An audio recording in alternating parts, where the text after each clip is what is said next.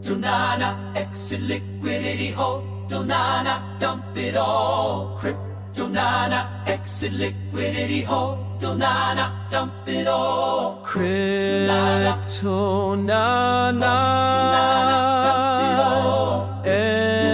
exit liquidity. Dump it all. Donana, dump it all.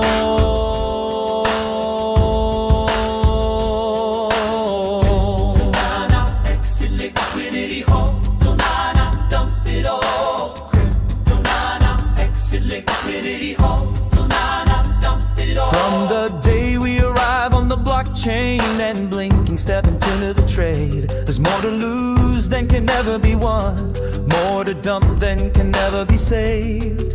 Influencers, tweets, and the noobs all follow, buying high, selling low at a game. But the boomers know, and Sailor, he knows that the dump is coming. It's all the same. It's the circle of exit liquidity, and it moves us all through despair and hope, through faith and FOMO, till we find our place on the path unwinding, our place on the path unwinding, in the circle of exit liquidity.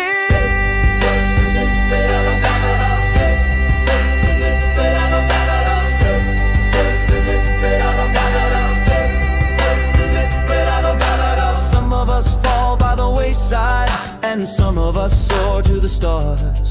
But the influencers always win with the Lambos and their cars.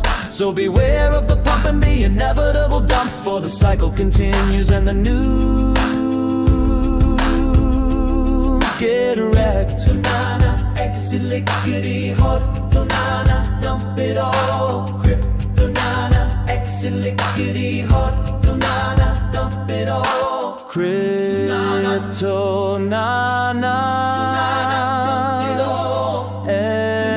exit liquidity. Dump it all. Donana, dump it all.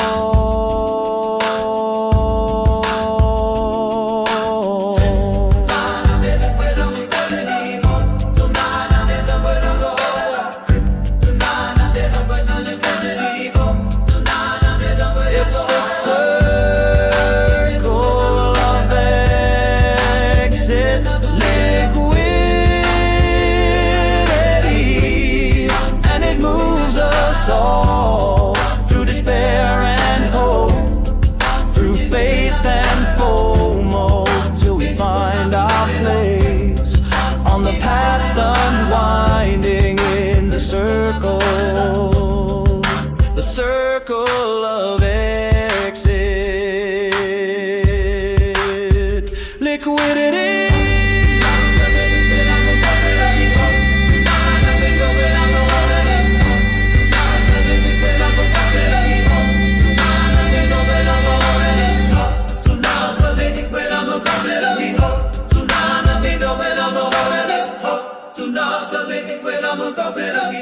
Donana, dump it all. Kryptonana, exit liquidity hold. Donana, dump it all. Kryptonana, exit So, hey everyone. We're going to roll the actual intro in just a second, but I just wanted to say hi to the one and only Paul Sztorc. How have you been today? It's been a heavy media day for you, right? It has. Out of curiosity, how many shows have you done today, or how many have you done so far, and how many will you do? Well, I actually I would always accept any podcast invitation, no matter how hostile. Mm-hmm. So I'll probably do, as many as if people want to hear what I have to say, I'll keep doing them, I suppose. A pre-recorded I think 4, right? And then today I did 3, but they were pretty long. I think this one will be pretty long. Yeah, I So, mean, at least an hour or so. I mean, it could be more than that. We'll see. It is however long it actually ends up being. I have to say, I'm no Vlad Kostia. I'm not one of those 8-hour podcast people. yeah. I could, but I kind of feel like a lot of that is like not a good use of time to go like 8 hours. And then do people like really listen to the whole thing? That's a big ask. I don't know. Yes. Excuse to just tune it out sometimes. Yes, of course. I mean, it's a great like bragging rights thing or bladder things. I am pretty sure I've gone 8 hours without going to the bathroom before, but like I have done 5 hours straight of like podcasts, but like one after another several times in the last year. But like, is it for a reason? It's just like that's kind of listen. I have to say before I continue, I'm not shitting on Vlad. I think he's a great dude and he has a compelling podcast. I'm just riffing off the concept of pushing the endurance sport of the podcasting because it's sort of like the communist labor theory of value. Are you doing it because you really have so much content, or are you doing it just because you want to say that you've done it? Yeah. I think it's more of a let it run 8 hours rather than push it to 8 hours. Right. So it's kind of an interesting thing. But yeah, I mean, short form, long form. I'm not succinct enough to do really short. It's funny because I'm kind of at the ends of the spectrum, where most of my shows are 60 to 90 minutes plus, right? So it's like 60, 90, 120 minutes, something like that. Sometimes longer. I've done 2.5 to 3 hour shows before. I do typically 3 hour spaces every week, but then also I do sometimes 60-second to 3-minute videos. And I did some like rant video a couple days ago that was like 3 minutes. It was very popular, but just like the 5-minute, 10-minute, 20-minute, up to 30-minute. That's not really a zone I exist in a lot. I think that some people like the 9-hour podcast because it's really, really hard to like put up like an act or fake something for that long. So it's kind of like it's like stress testing a CPU or something. It's like, okay, you're gonna get a picture of who this person is that you wouldn't get in little sound bites. I sort of feel like you have to push it past 60 minutes to get people's guards down, sort of, or get their defenses down. I sort of feel like 90, like if I were to pick a sweet spot to do all podcasts, I would probably pick 90 minutes because you kind of get the last 30 minutes are like, you can't maintain the facade for, like I could stretch a facade for an hour, probably. Not that I would, but it just after that, I kind of feel like you get that, but then if you always do 2-hour shows, sometimes they might get boring. Right.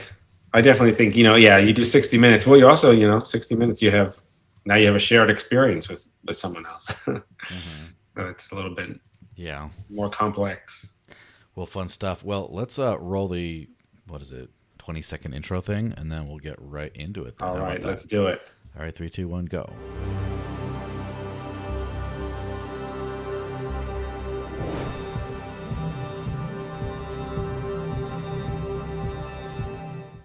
So hey everyone, welcome officially now to the Digital Cash Rundown, episode 225, which means I've been doing this over 225 weeks in a row, probably since mid-2020, and I'm joined by the one and only, at least that I know of, Paul Sztorc. How's it going, man?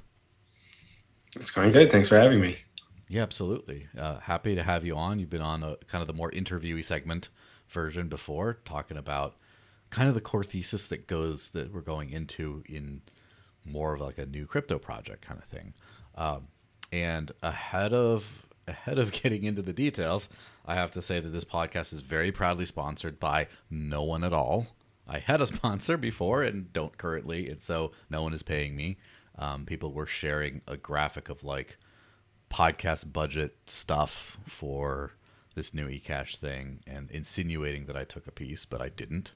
And or if I did, I mean, where is it, man? I mean, you're late. But, and Well, I guess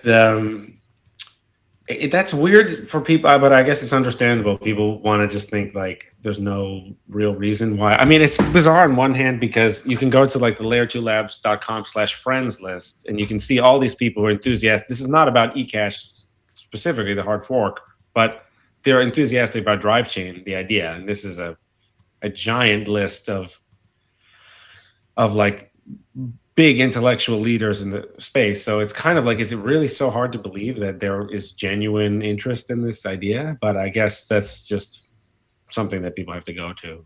yeah, for sure. So I do want to give a shout out to another friend of the show. And as again, I'm a man of my word. I made a promise. So let me throw this up on the screen here. Earlier on, during this, when I announced that I was going to do this show, we had some of our friendly e-cachers, again, the other e-cache, the other semi-major e-cache, Yes. asking about have you paid for the interview, whatever.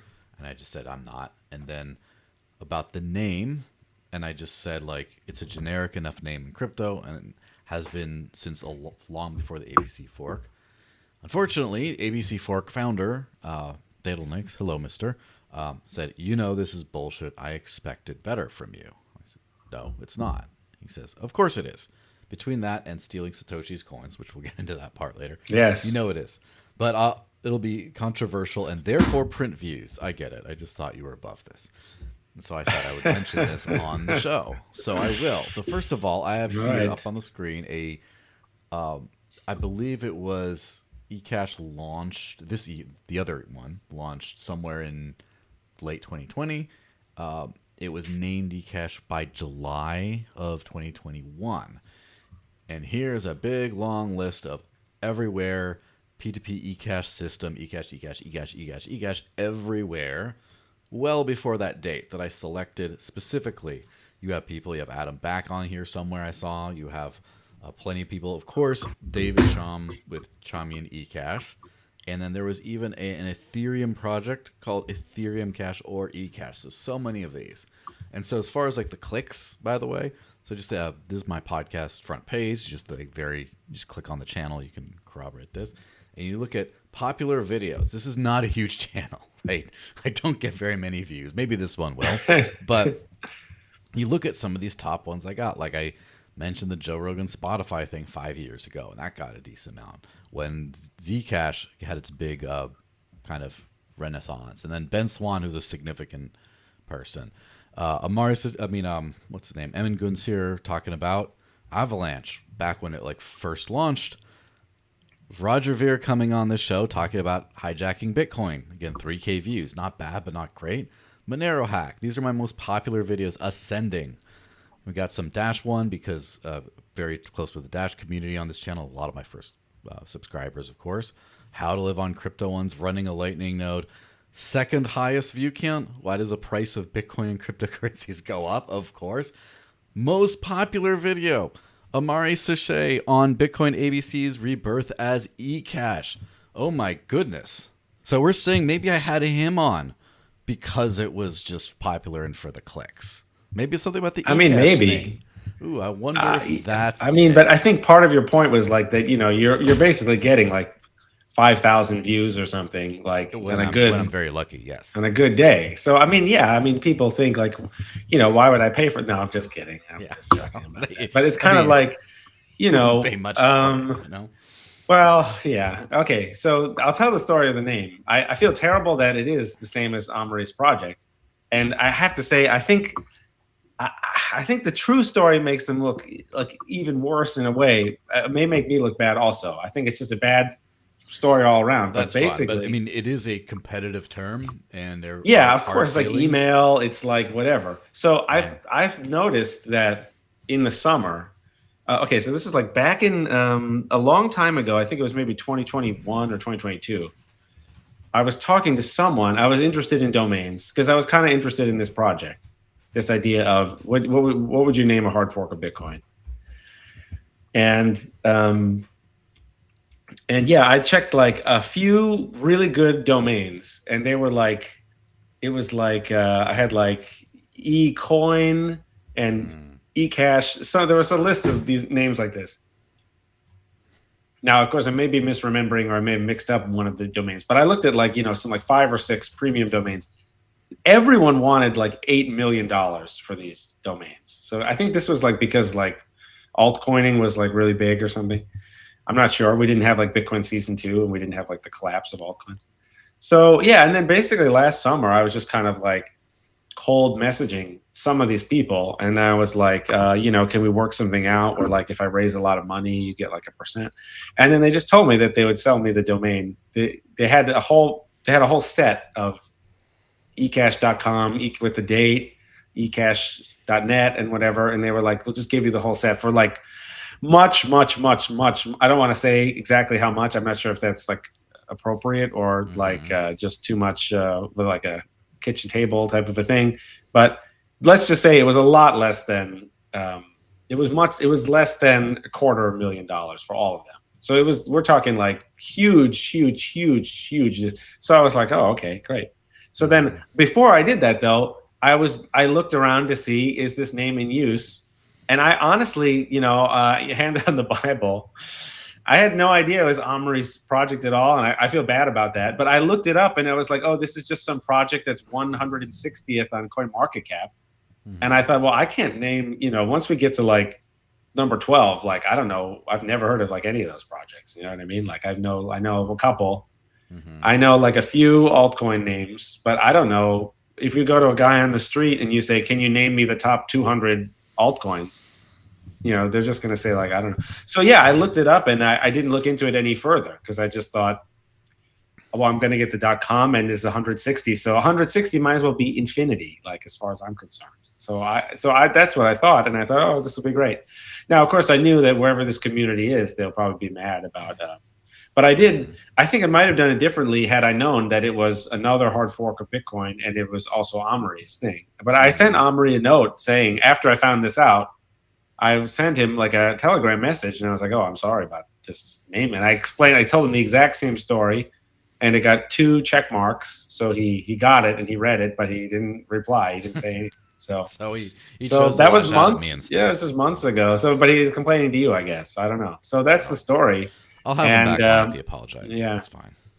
So that's the story about that. So yeah, I didn't know. But yeah, I don't think. I mean, the entire market cap of the other Ecash is like less than 150 million. And I in contrast, when Bitcoin Cash like debuted in November 2017, it quickly became the #1 altcoin. For like a day. It didn't last. But that was the origin of that famous tweet from Vitalik when he said, congrats on this seriously, as you probably remember.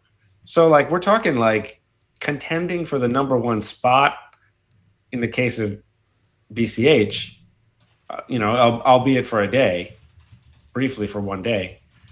And then, if you look at like the market caps are like logarithmically distributed. You know what I mean? So like once you get out of like the top 3 are like most of the value, and then like the top 10 are like the huge percent, and then there's all this long tail of low value projects. There's this scree or whatever as it's sometimes called in statistics. So it's like, I mean, yeah. So I don't really I don't think of that as a legitimate contender for the name. And then you have the .com. That's good. But yeah, I regret that to some extent. I don't know. Well, so like if my project is 160th on CoinMarketCap, like, I've just got to tell everyone, like I would be giving up at that point. Or I would not be caring about other people. Yeah. You know what I mean? Like if that's what you have to care about, then, the project's in bad shape. Because I would just say, oh yeah, I understand why. What I would do is I would actually, if I were 160th on CoinMarketCap and someone else wanted to launch something with a different name, I would say, oh, we'll sell you the domain, I would sell them all the assets and maybe give those I would tell the community, hey, listen, our project isn't going very well, but I'm going to sell this stuff, and we're going to distribute the proceeds of the sale to everyone, and we're going to close up shop, maybe, is maybe what I would do. I really do think like there will be either one cryptocurrency that succeeds and the rest will fail. So yeah, I just like, I don't, I already think it's a very rivalrous situation. You're not going to make a lot of friends. So yeah, it's tough. Ecash is a really good name because it speaks to privacy. It speaks to sovereignty. It's a great name, and it's tough because you either got to pick a bad name, you got to like invent a name like Kubernetes or something, and you either got to invent a weird name. And yeah, I have to like admit, the naming space is tough, and like if we were to really think back, Bitcoin is kind of a dumb name a little bit. It's cool. I hated it at first. Yeah, for like at cool, least a year, I was like, I hate this name, but it makes sense because it's BitTorrent and it's coin. So or like bits and okay. bytes, like Bytecoin, Bitcoin, like those kinds of things. It sounds like it's like nerdy and niche sounding, but like the fact that you have just presidents of the United States and people like that talking about it is like it's a little cringe at this point, but it's also so built into the lexicon of the world that it works. Ecash, the thing about Ecash is it's sort of like a very well understood concept, I guess. Like people have heard of, like if there was no crypto at all and people are talking about like it's kind of building like an Ecash system, or like Ecash is a good, like even people who didn't know David Chaum's legacy would kind of know what you're talking about. It's Right. Yeah. So it's a very good name in that way, I think. Yeah. Yeah. And then there's Electron Cash was like one of them. Electrum, like I think that was a Bitcoin Cash's Electrum wallet, and it's very well used. But then there's stiff competition, like obviously all those things. I don't know where this ranks in terms of stiffness. I mean, don't clip that and use that clip inappropriately. But as far as the cashew stuff, where those like semi-custodial Chaumian Ecash mints that are popular or were popular, it was like the next Lightning Network on Bitcoin. Those are called Ecash. It's like, oh, I'm saying Ecash. Right. The Ecash. I think to me though, that's just more evidence of how generic the name is. Yeah, and the thing is, and it's always one of those things. Like if you just called it Cash, like then I would be like, well, it's a great name, but you have to fight for it. You have to fight all the way uphill to get it. So yeah.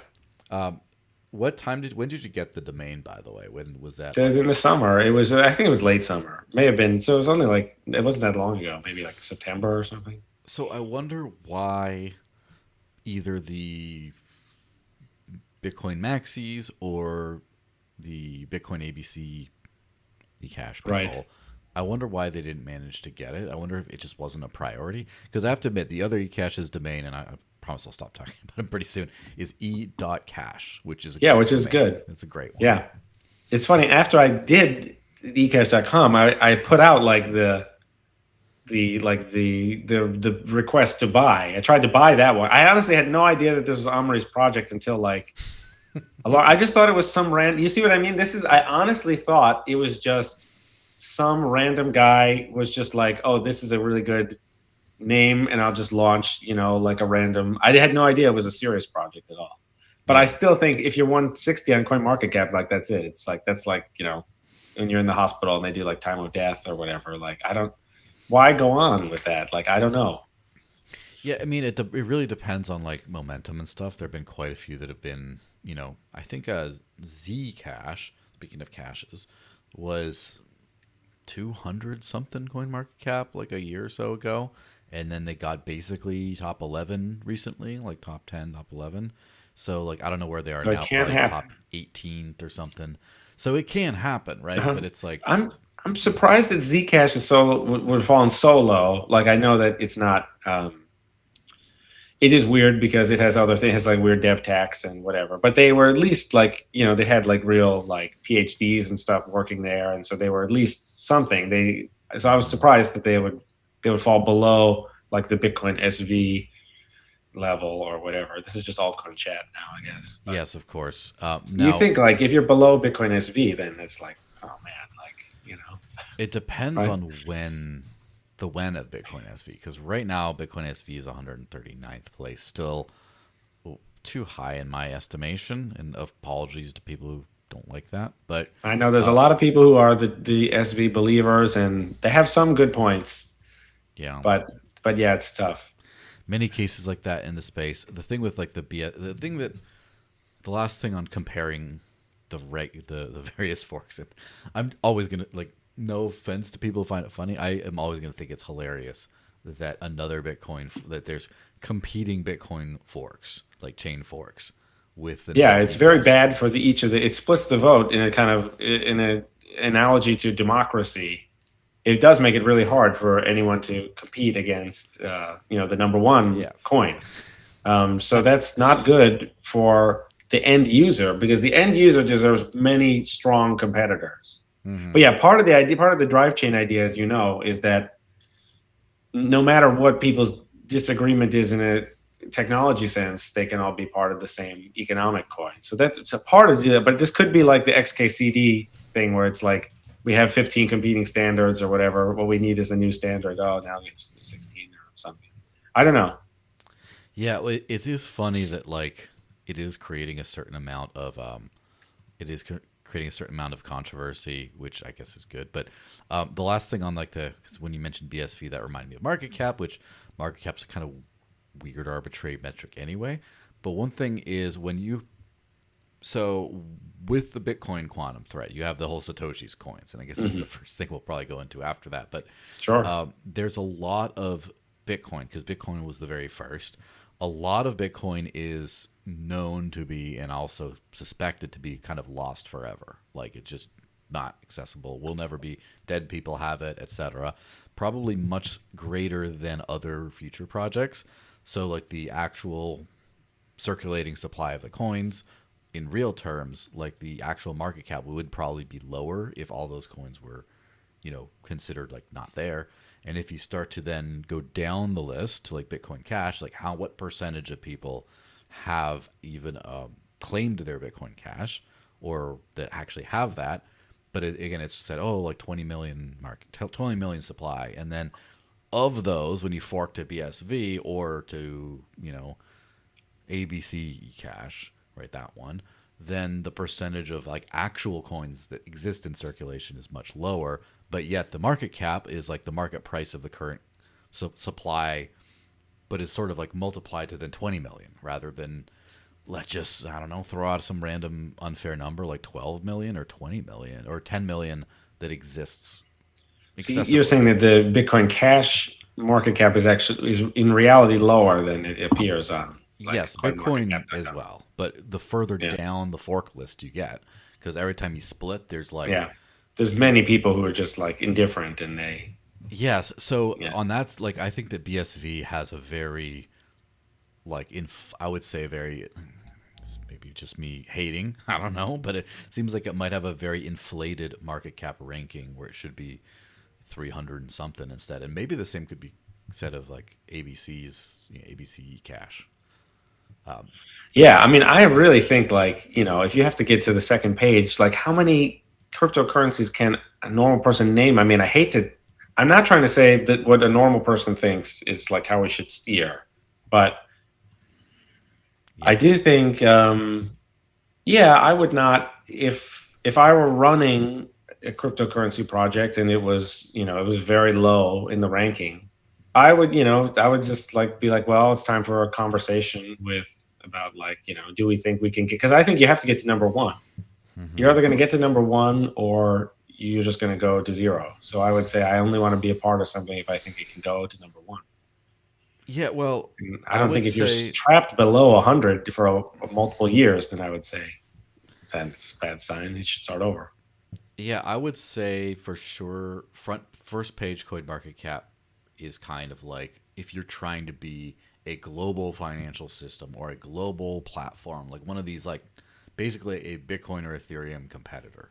If you're trying to be one of those, you should stay on page one probably. Again, this is a totally crappy arbitrary metric, but you should try to stay on there if you have any expectation of succeeding.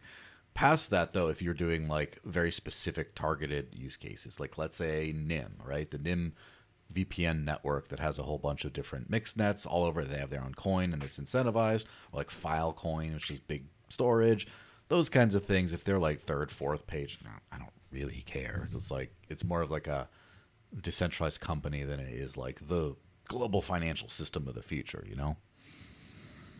I do, but of course the sidechain vision is that people do all this R&D and they figure out their little decentralized company thing, and then you plug all that into just one coin, and then one coin will eventually do it. It's kind of like we have USB now. Mm-hmm. It's like, oh, people can invent their own printer or something, but eventually we'll have it all standardized and interoperable, and then it will be very hard. It's very hard for, even if you invent the world's greatest printer or something, if it's not a USB cable and then someone else selling a USB printer, it's like very hard for you to survive, I think. Yeah. Well, let's dig into some of the actual stuff. So I'm going to throw up the website, ecash.com again. It always goes full circle, right? Has the artifact activation thing. You have Vlad's interview thing here, and then I'm just a bunch of stuff like that. The why hard fork, FAQ, what to expect, reading, all this stuff. And so I can't necessarily, not that it matters, but I can only see you. I can't see what you're doing. So that's fine. I'm just letting you know. It's fine. As long as you know it's on your own site. I do. I mean, I know what I put there. I don't know what the web browser is showing people. Yeah, I see some young lass on there. Where'd that come from? Just kidding. But So first of all, let's define what this is. It's a fork of BTC.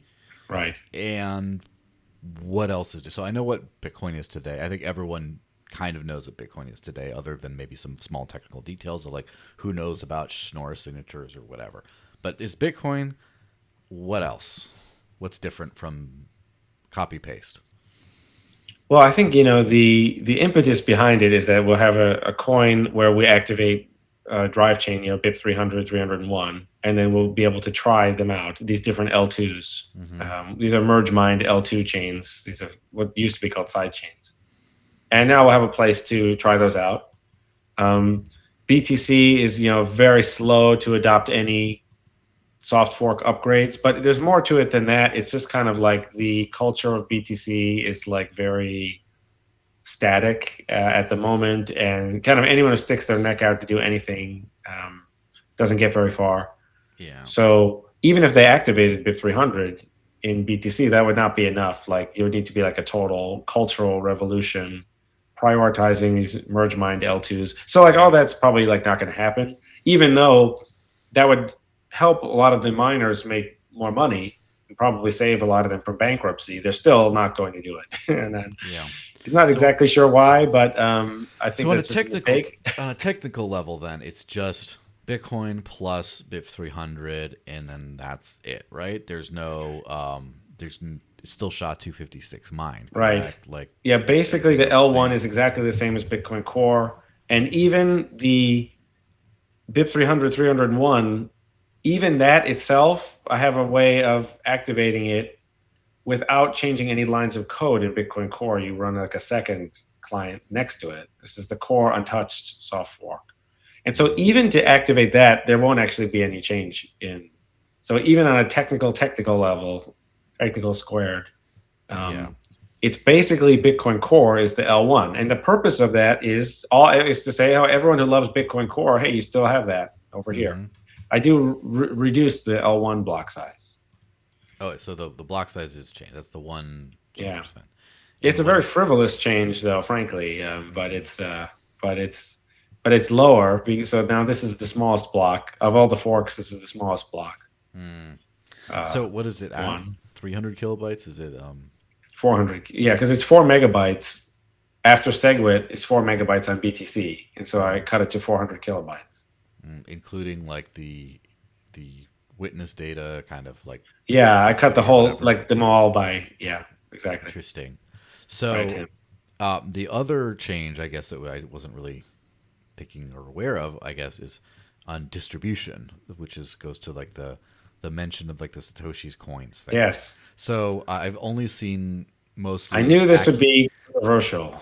Yeah, I mostly just saw like angry accusations, and I didn't see the details. So I don't honestly know. So why don't you tell me? What do you plan on doing with Satoshi's coins or other people's coins who are being forked? Yeah, the 1.1 million coins matching the so-called Satoshi pattern. These are early coins mined by Satoshi that have never been moved. We are reassigning some of them, end up being less than half, to the investors who support the project before the fork. So that is we're giving these coins to people who buy them now, basically. Yeah.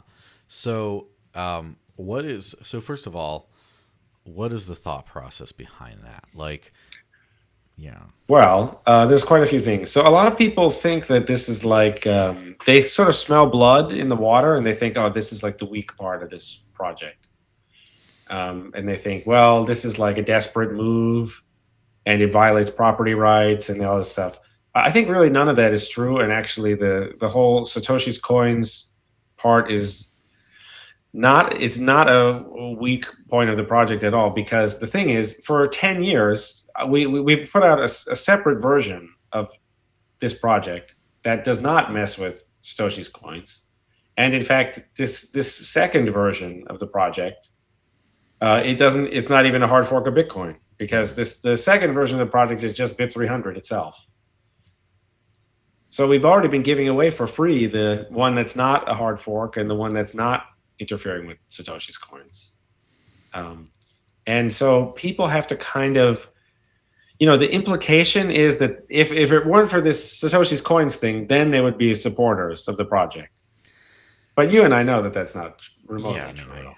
I don't think that that's the primary. I think people, Yeah. if I were to guess, people who do not want to support the project are either Bitcoin maximalists who don't think this is not Bitcoin, therefore they're not interested, or they are, people in other cryptocurrencies that just don't see the reason why this one is better. But I don't think any of those people are going to be like, well, I was on board until I don't know how many. Exactly. To be clear, there might be some. There might be some who buy into the whole vision, but then are like, I don't like that part. Well, that's the addressing a why not kind of thing. But what about the why? Why do this? I mean, you could. Yeah, why do it at all? Yeah, In part because you could like take some coins that are tied to Roger Ver and just take some of them instead, but or just take none of them, or take the whole supply, or why? Yeah, or we could have 22 million coins, or we could try to pre-mine some coins, or we could try to quickly mine some coins at the moment. There are a lot of possibilities. Mm-hmm. Well, one thing is I looked into the Satoshi research, and actually, at first I was a big skeptic, but then I was like, okay, actually, it's very convincing, that all these coins were mined by all these coins, including the first Bitcoin blocks. They were all mined by a special miner. Which means it was Satoshi who mined all these coins. Another thing is the coins have never moved, which suggests that they might be, they were not mined for the purpose of being spent. There's more evidence to suggest this in the Satoshi mining research. There's a special mine. The way the miner operated was after it found a block, it would wait for 5 minutes to see if give everyone else a chance. And then if no one else found a block, it would turn back on and it would mine super fast. And so this was clearly an attempt to keep the difficulty low. Mm-hmm. And it was also clearly an attempt to keep the network moving at 10-minute blocks, which makes it look more like just an altruistic act. And he wasn't even after the coins. He was just trying to keep the blockchain moving at a regular pace to process the transactions. Now, does that imply that he doesn't have access to the coins, or he intended? No, I think it maybe implies that he just didn't mine them in order to. It may also imply that he knows that they were all mined in a vulnerable way. So to take one of them might, they all might all be linked. Mm-hmm. There's more to it than that, though. I think the hard fork is very difficult to pull off. And I don't want, imagine if you have a pure hard fork that you announce is going to happen next year. There's no time pressure for people to get involved today. So why would anyone pay attention to it now? You need a reason to get resources and work done on the fork before it happens. Because really you have two options, which is one is you can try to work really hard on the fork. This is what Satoshi did. You can say you try to work really hard on your project, invest a bunch of time up front, and then finish it, and then bring it to the world. And this is what Satoshi did. And then, or you could say, well, here's the new hard fork. This is more a little bit more like what Bitcoin Cash did, where it was kind of like this fork, happened in August, and then in November it was kind of like everyone switched to it after the fact. You have to have like a mad scramble for it. Now, if you want to bring the Bitcoin community along, you kind of have to give them advance notice, I think. And you also want the project to be basically finished in advance. So, yeah, of course, what Satoshi did was he like altruistically put in all the work, then released the project, and then he altruistically mined for a while and then didn't touch the coins. And so that's obviously very impressive. But now, if I will say something about that standard of doing things. It sort of started a standard of this is the way you should do it because Satoshi did it. And I think I think it made sense for Satoshi starting things out, but it's entirely unrealistic as a standard. What I did notice in the early days is you had a lot of projects that were pretending to do this, right? They were pretending to be like, oh, we're going to be like Satoshi, and we're going to just not, we're going to do it all altruistically. But then you had things like, for example, I've heard some rumors through the grapevine that Charlie Lee intentionally built in an inflation bug so he could get some of the early coins on the day one of the Litecoin launch. I've heard there's some early projects like, I think Monero had a ninja mine where a crippled miner was released in the early days that was not publicly available, and the privately available miner mined way faster. People were just doing all these like underhanded ways of basically getting startup capital. Then you had things like Decred and Digibyte, which did have a pre-mine, but not much, like a small one, and to just get things started. And then you got onto like Ethereum with the first ICO. Zcash had startup capital from VCs, and they got the 20% of the block reward for the first few years in terms of the founder's reward. Now we're in full-on everything's VC unlock mode and stuff. So like you do need money to start projects, right? But there's transparent ways of doing it, and then there's not transparent ways of doing it, I would add that I'm not actually comfortable with what Satoshi did, in fact, even though it was very generous of him. I've benefited enormously as a result of him inventing Bitcoin. And the idea that the official plan is that he has to altruistically sacrifice so much time and money.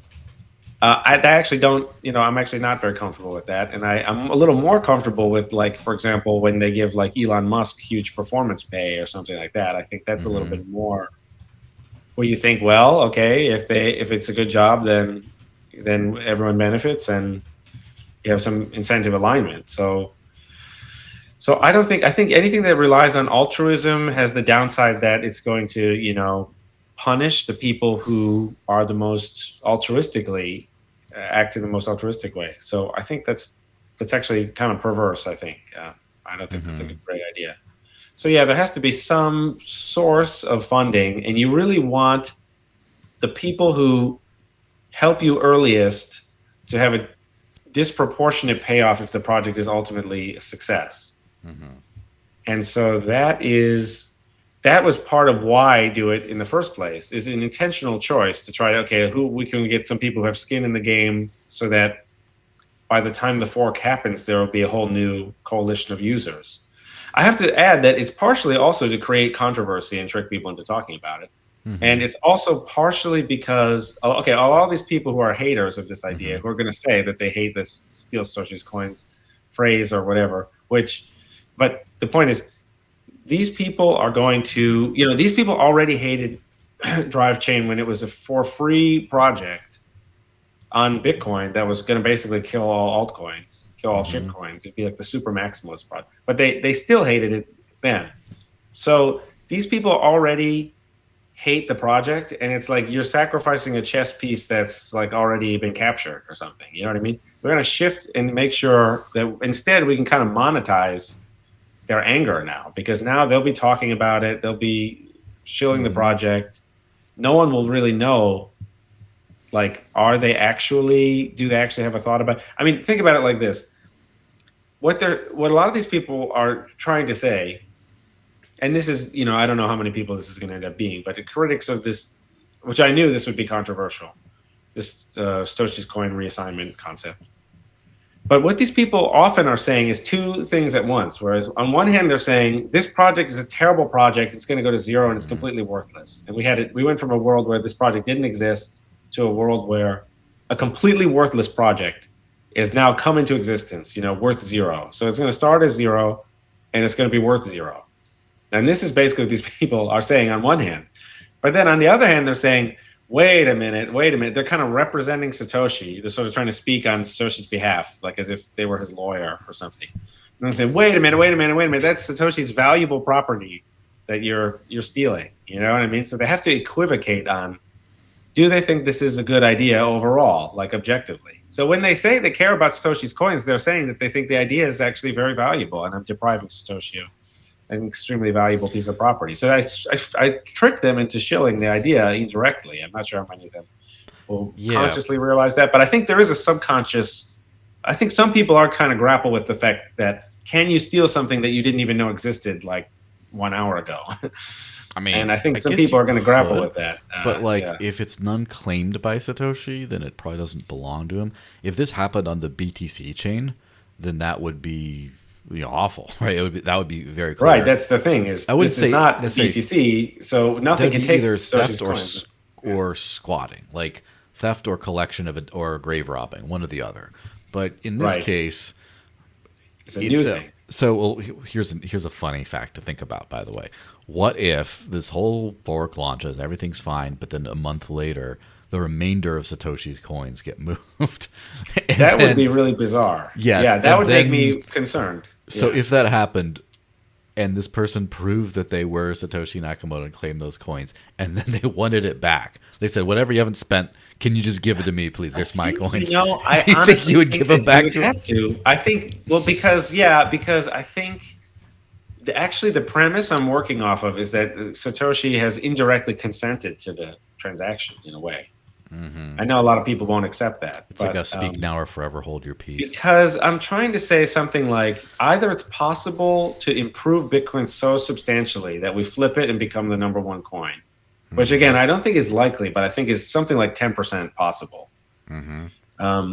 So I think, I'm starting to get a little, this is what we could talk about is like, why do we need a hedge against BTC failing? I mean, you and I know, but a lot of the BTC maximalists will be thinking like, well, isn't it already perfect and it's immortal and it will never go down and blah blah blah. So I'm personally getting a little nervous, and I think that we need like a hedge against failure of BTC, which is why I'm creating this. Now, if it pays off and I'm right, then all that will mean is that the project, the BTC project, was vulnerable to replacement this whole time, and it's like kind of lucky that I replaced it and it's this and not something else, and he still has half of his coins. So I'm kind of telling Satoshi, like, listen, for a 50% cut, I'll sell you this option where you can only benefit. Either this project is a total failure and nothing happens to you, it's free, or if I save your 1.1 million coins, we get half. So yeah, it's really like kind of a Pareto improvement if you think about it. But I don't expect. The Twitter mob is just the Twitter mob, and the extent to which they talk about the project, they are actually affirming that it has value. Yes, or at least it's valuable to it. Either it has value or has threatening capabilities for whatever reason. And if everything were fine in BTC, sorry to interrupt, but just if everything were super fine in BTC, then this project would have a 0% chance of succeeding, and there'd be no reason to talk about, be no reason for people to weigh in on it, but we all know that they probably will. They will talk about it. It probably, if this had a 95% chance of succeeding, there also would be very little controversy. But it's just the fact that it's there, but it's like, and that's one of those things with like, I think, not to go back on the Ecash name, which by the way, if you had to fight it out for it, who's going to be Ecash and who's going to be Ecash Cash? Because yeah, that'd be funny, of course. Yeah, so I don't think part of the reason why I'm doing this Ecash thing was because I didn't want to put Bitcoin in the name. I thought about putting like Bitcoin Arena or Bitcoin Drive Chain or something weird like that, but I think it's bad to fight over the brand. So I didn't want to take. I thought when I was naming it Ecash that I wasn't even. But I mean, this is why I say I think it makes the Ecash people look even worse, because I'm telling you the truth is that I really looked. And I thought, I made an honest attempt to see, like, what is this? And I just thought, oh, this is just some 160 market cap nothing coin. and I didn't even know. And I'm like a leading expert on Bitcoin, and I had no idea that even I knew that Omri did ABC, and I had no idea that it was So I mean, I'm just saying, like, I'm not saying that automatically means that they have no chance, but I think like that's going to be really tough. So I feel bad. I do feel bad about that, but I think like that's not. Speaks to the market. Coin market cap is cause and effect. Unfortunately, and the thing is, to me, it's just funny to me that it was accident, and it is funny that I don't know where the market caps of both coins are going to be in the next few, whenever this thing launches, right? Or 6 months from now. I don't know. I just think I have to say, because I know a lot of Ecashers, and I don't have a problem with them. They seem like nice people. The tech of the chain seems decent. I just think they're going to have to deal with the fact that I think it's very, very funny in an absurdist way that it's like God's playing tricks on us through these coincidences to make a funny. It's a funny situation. It just makes me laugh. So Thank you guys for making me laugh. So we got this split. So I think one of those concerns, and I think Jonathan Silverblood, I don't know if you heard it, was a Bitcoin Cash guy. I think I saw him post some sort of objection to the Satoshi repo, so to speak, basically saying if they can decide to repossess those coins, they could do anyone's coins. And so let's just take that as a question, I guess. Why? So first of all, it's not a repossession because it's not a possession to begin with, but it seems like most forks that I've seen just seem to copy paste the whole supply over with ease in the whole what should you call it, the distribution. They copy and paste the distribution. The UTXO set, perhaps. Yeah, just it goes right over. There were a few forks where this didn't happen, and so one of them was, I don't know if you remember Steam from back in the day, but I do. When Justin Sun bought Steemit, the main website, and just tried to take over the chain, and basically they had a chain split at that point into Hive, which is the surviving fork, it would be like if Bitcoin died and Bitcoin Cash was the only one that's still around, kind of thing. But as part of that, the reason when they split is because they had a delegated proof of stake system, so they couldn't have a sovereign chain by having Justin Sun still have the same coins. So they took his coins, again, the attacker coins, and they turned them into a DAO that would be paid for development, stuff like that. But it was like a survival necessity to repo those coins. So what about this decision of you're repoing some of them, but then why still the rest of the coins? Why not all of Satoshi's coins? And also, why not just all the coins? Literally the entire supply, and then just give them away with a faucet or pre-sale? Why keep some of the existing 95% or 99% of the existing UTXO distribution, but only in this one case sort of break that rule? Well, I do agree that it's sort of once you take one coin, you have kind of crossed the line to some extent. But I don't think it's to that much of an extent. Can't you just say that you're going to do something just because you think it's a good, you weighed all the considerations and you had to make a judgment call and you just stand by it? Why does everything have to be aren't there other options other than if you take half of Satoshi's coins, then you can take any coins, you can take no coins, or it's I don't see why it has to be all or nothing. What we're doing is producing open source software and giving it away for free. Mm-hmm. And I think it's very good. In fact, I think it's some of the best open source software out there. So, it's what we've produced is much better than the Lightning Network. It's much better than living in a world of altcoins. So having a Zcash based L2 drive chain is just better than having Zcash itself.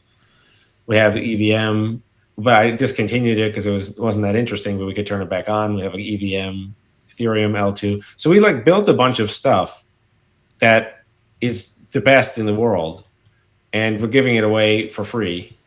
And it can scale to 8 billion users and process all the transactions on Earth and collect transaction fees from them and give miners hundreds of billions of dollars a year in revenue. So we're doing all this stuff and giving it away for free.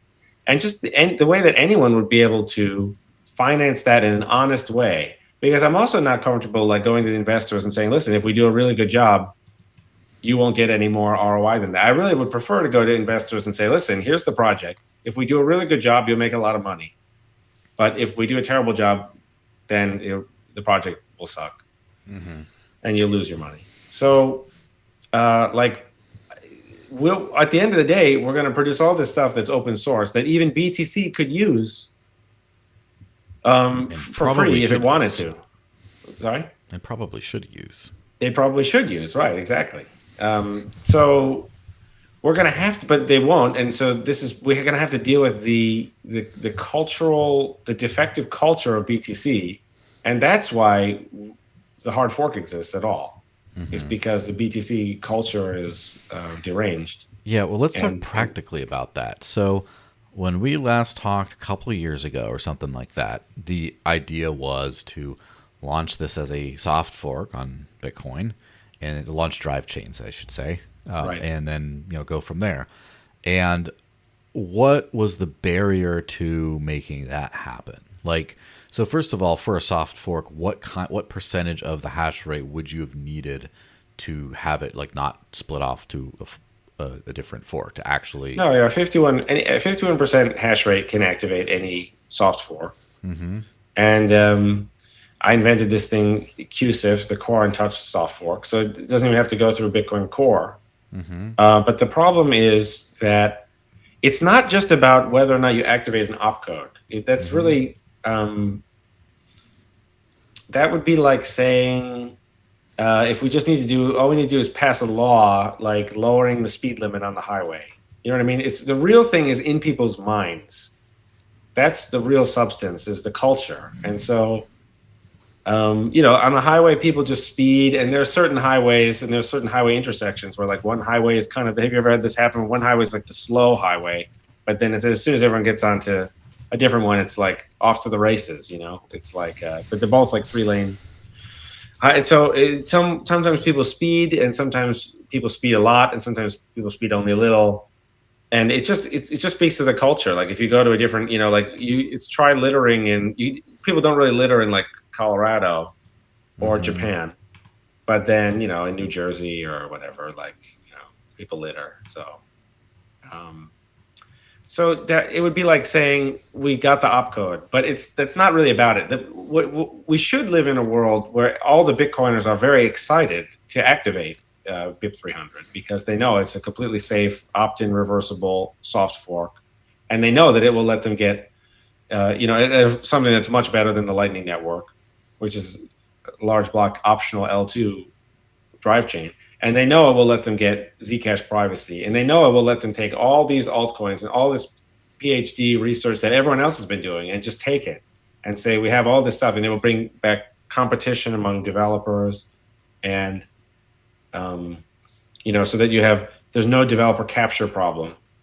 And so it's like, okay, well, no matter what our developers do, it doesn't matter because now we have like 2 or 3 different competing L2s that are competing for our money.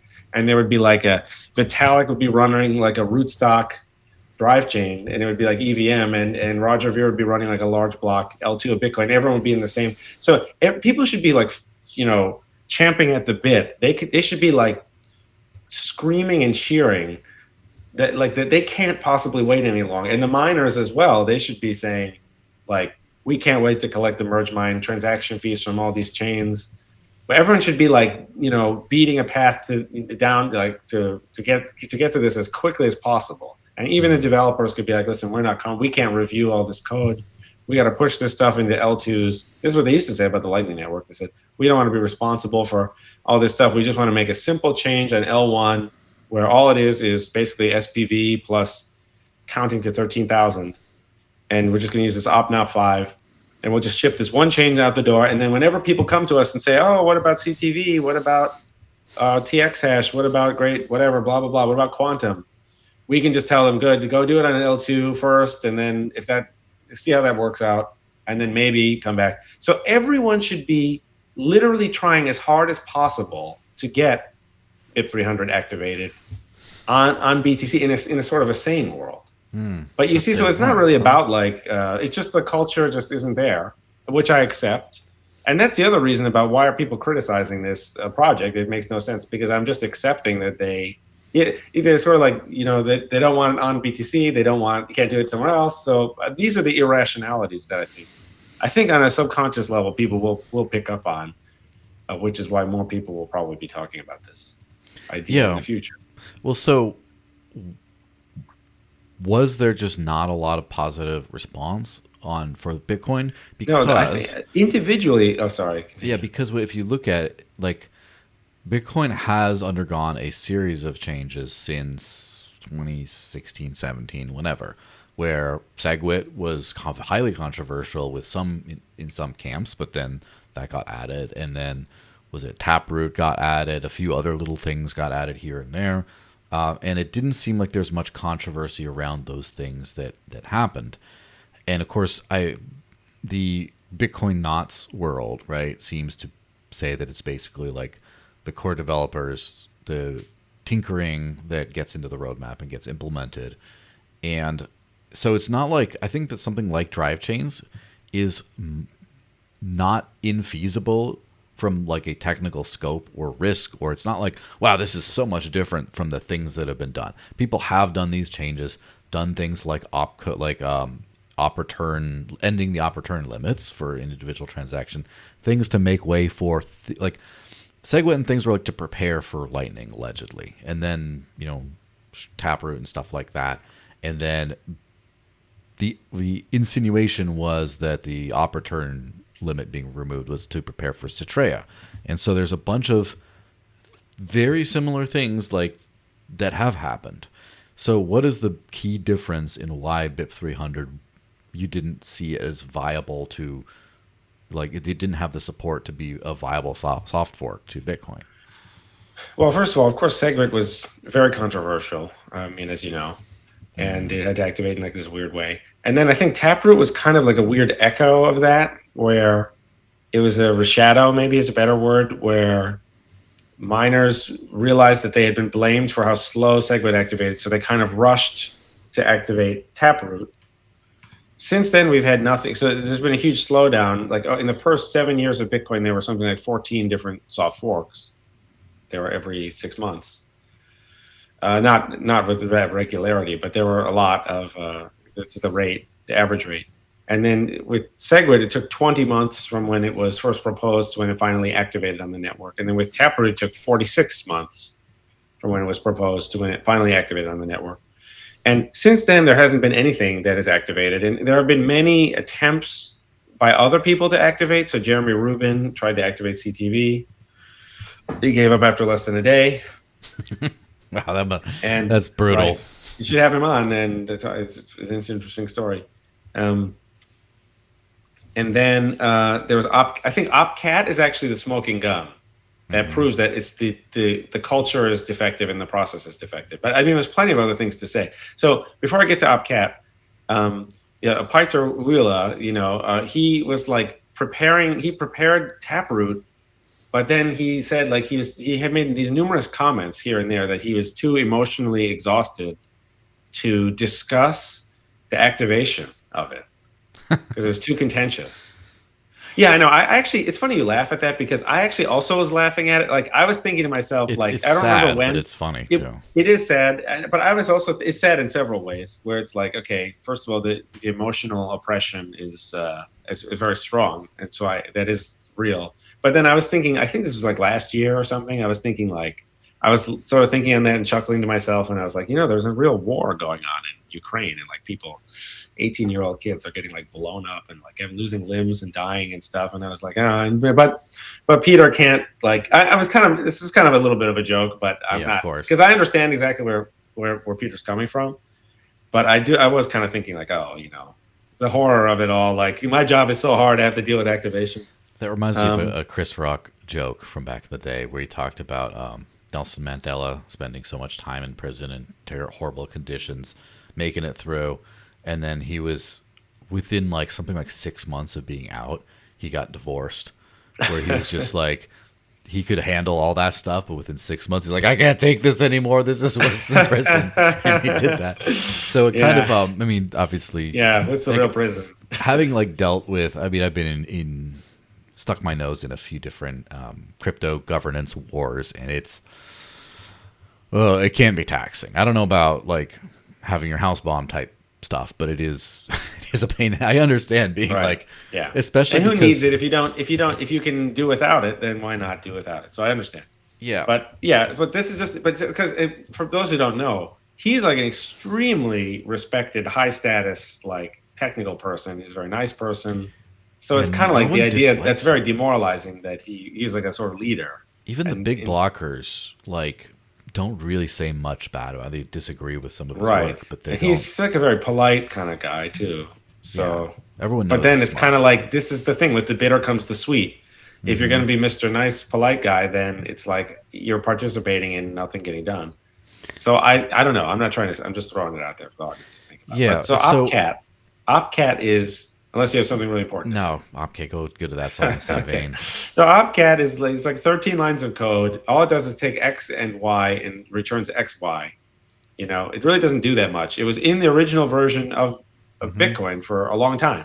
I mean, in BSV, At some point, yeah, I mean, 2009, 2010. which by the way, it was in the YouTube live chat here, there was a joke about what do we call this Bitcoin fork about Bitcoin Sztorc vision, the new Bitcoin. yeah, SV. that's then funny. you get to I like that. I then didn't you think get funny. to I like. then you get to be also BSV and That compete would with be another funny. one that's in there. It's like Ecash Sztorc vision. We do Ecash SV. I'll do like that'll be my next But project. you have to do right? next one should be BSV, Bitcoin Sztorc vision. Is there any way of making it even funnier? Like, is there other than the different B word? Like, I don't know. We'll think of something funny for that.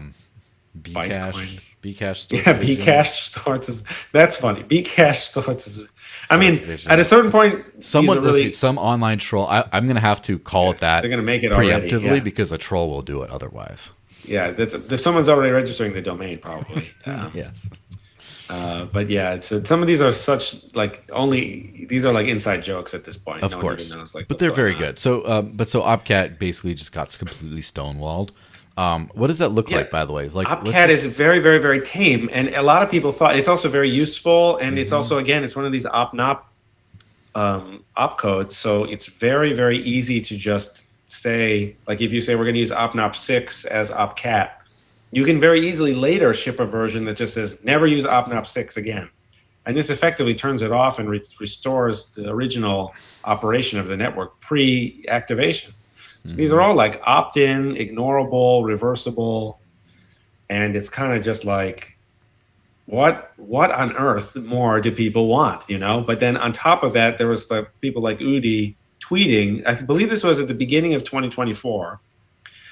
Someone can look this up and find exactly what it is, but it was something like he said something like, "Well, when Opcat activates later this year with no controversy, he's like, I'll be accepting everyone's apology or something." I probably butchered the quote, but basically the point of the quote is he's very confident that it would have activated by the end of some year. Yeah. I think it might have even been 2023. I think it was 2024. And but narrator, he did not, in fact, accept anyone's apology. yeah, exactly, and it did not activate. And the question is why? And I think the answer is everyone. You know, there's courage is in very short supply. Everyone, whenever you propose an idea, everyone kind of is vaguely aware of the fact that no ideas have gotten through, and people are sort of nervous about like what will other people think if I get on board with this. So actually it's this weird kind of stigma for proposing anything new, even something like Opcat, which effectively does almost nothing. And I think again the smoking gun is also this op return drama, because the op return drama does effectively almost nothing.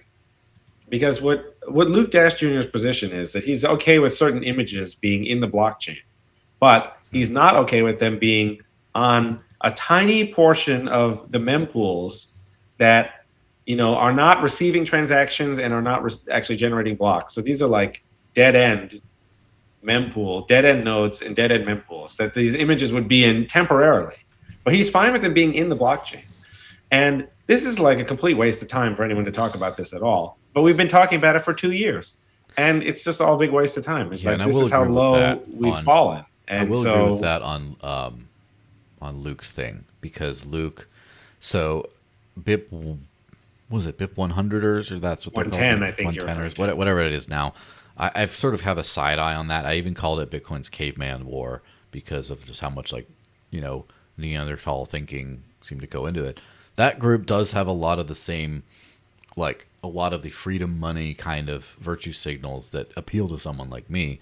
But in terms of that with the core versus knots debate type thing, I kind of like emotionally went with the knots people and intellectually went with the core people more than the other. But it was No, that's a very good mix because the Knots really people crazy. are correct. The Knots people are correct about a lot of things. They just, unfortunately, they picked this op return issue, which is a total losing issue. I don't know why they picked this issue, but they could have, if they just wanted to say the core is corrupt and that there's no accountability and there's no oversight and there's no way, all that is perfectly true. Yeah, absolutely. So when we talk about like practical things, right? We're talking about social consensus here. So, but in terms of practical, how do you get into the chain? Is you get enough miners to basically run it. Now, what's that process like? It seems like because there's not enough social consensus, you didn't feel confident in getting miner support. Is there any kind of an avenue to go directly to mining pools and things and say, look, activate this, it'll be worth it, and just try to lobby miners to just do this? Or do you think miners, which is kind of 2017 era Bitcoin politics, right? But like, or is it in 2026 now, miners are just super reactive to things. They're not going to run something without broad consensus, whatever that means. That's certainly the case, which is that a lot of them are worried about things like optics or whatever. I think many of them will be going bankrupt because of their preoccupation with this. I've been saying this for many years. I think I've been right the entire time. But yeah, I think there's a couple facets to it. One is the end miner. So there's a lot of, when we say miner, we talk about like one word, but actually there's many different things. So like there's the end of the day, there's someone who owns an ASIC and they plug it into their data center, and they may have spent millions of dollars, and they spend all this money on electricity and cooling and whatnot. That person is a miner, and to those people, they don't know that much about Bitcoin actually, and they may not even be Bitcoiners because they just point at the pool pays them, they sell, and they have to finance all this electricity and whatnot. The other thing that's recently happened over the last 2 or 3 years is now, ever since large language models, those people have an out. So those people, the end hasher, the ASIC owner, they can pivot to whatever, like they can pivot to AI data center or something. And and even the people who manufacture the ASIC chips, they have a very specialized investment. But of course they could, I don't know the details on this. We'd have to get someone who's like a world expert in chip fabrication to tell us this. But I'm pretty sure, they're trying really hard to design the next generation of ASIC chip year after year after year after year. I'm pretty sure they can put those skills towards just designing some other chip and producing some other chip. So there's some expertise that builds up, but then there's some just general expertise. So these people actually have outs, you know what I mean? They can actually cut and run pretty easily. Not many of them are particularly loyal to the Bitcoin like software or the Bitcoin product even. So we're also in a situation where if they do something that's good for Bitcoin, even if they do something that's good for transaction fees and the Bitcoin price, ultimately, in the long run, the difficulty will adjust upwards and cancel that out. So they have actually a very limited ability to care about improving Bitcoin. Whereas, in contrast, if you're someone who owns Bitcoin, you really need it to be BTC that goes up or down, and you really need it to be the Bitcoin software. So now, if we turn our attention to the pools also have some weird conflicts of interest where a lot of these are very bizarre, and I think people would be surprised to learn just how screwed up and weird this situation is. But to activate a soft fork, you need 51% of the hash rate, and that means you need a lot of pools involved. Now, you need this creates these like veto points where you need a lot of pools involved. Each pool will be thinking to themselves, well, listen, who do I mostly compete against is the other pools. It's like, Foundry's competing against Antpool or whatever. So if like they have a very limited incentive to do something that's good for the whole network overall. Actually, I'm not saying that this is a very strong effect, but it is something that people should keep in mind. Like why would what they're thinking about is how can I do something at my pool that causes people to leave, ant pool or something, and come into my pool. And something like a common project like the soft fork doesn't fit into that. But interestingly, the pools I think don't have as much of an out. Where like if you're a Bitcoin mining pool, it's not like you can pivot to AI or something. So I think they may eventually discover. I don't know how late in the game it will be, but they may discover that the soft forks were in their best interests all along, and having a solid. But then of course you have people like Saylor and stuff who are like the soft ossificationists, or at least they think they're ossificationists. I think they don't really know what they're doing because of course Bitcoin Core keeps putting out new versions every 6 months anyway, like despite what they do.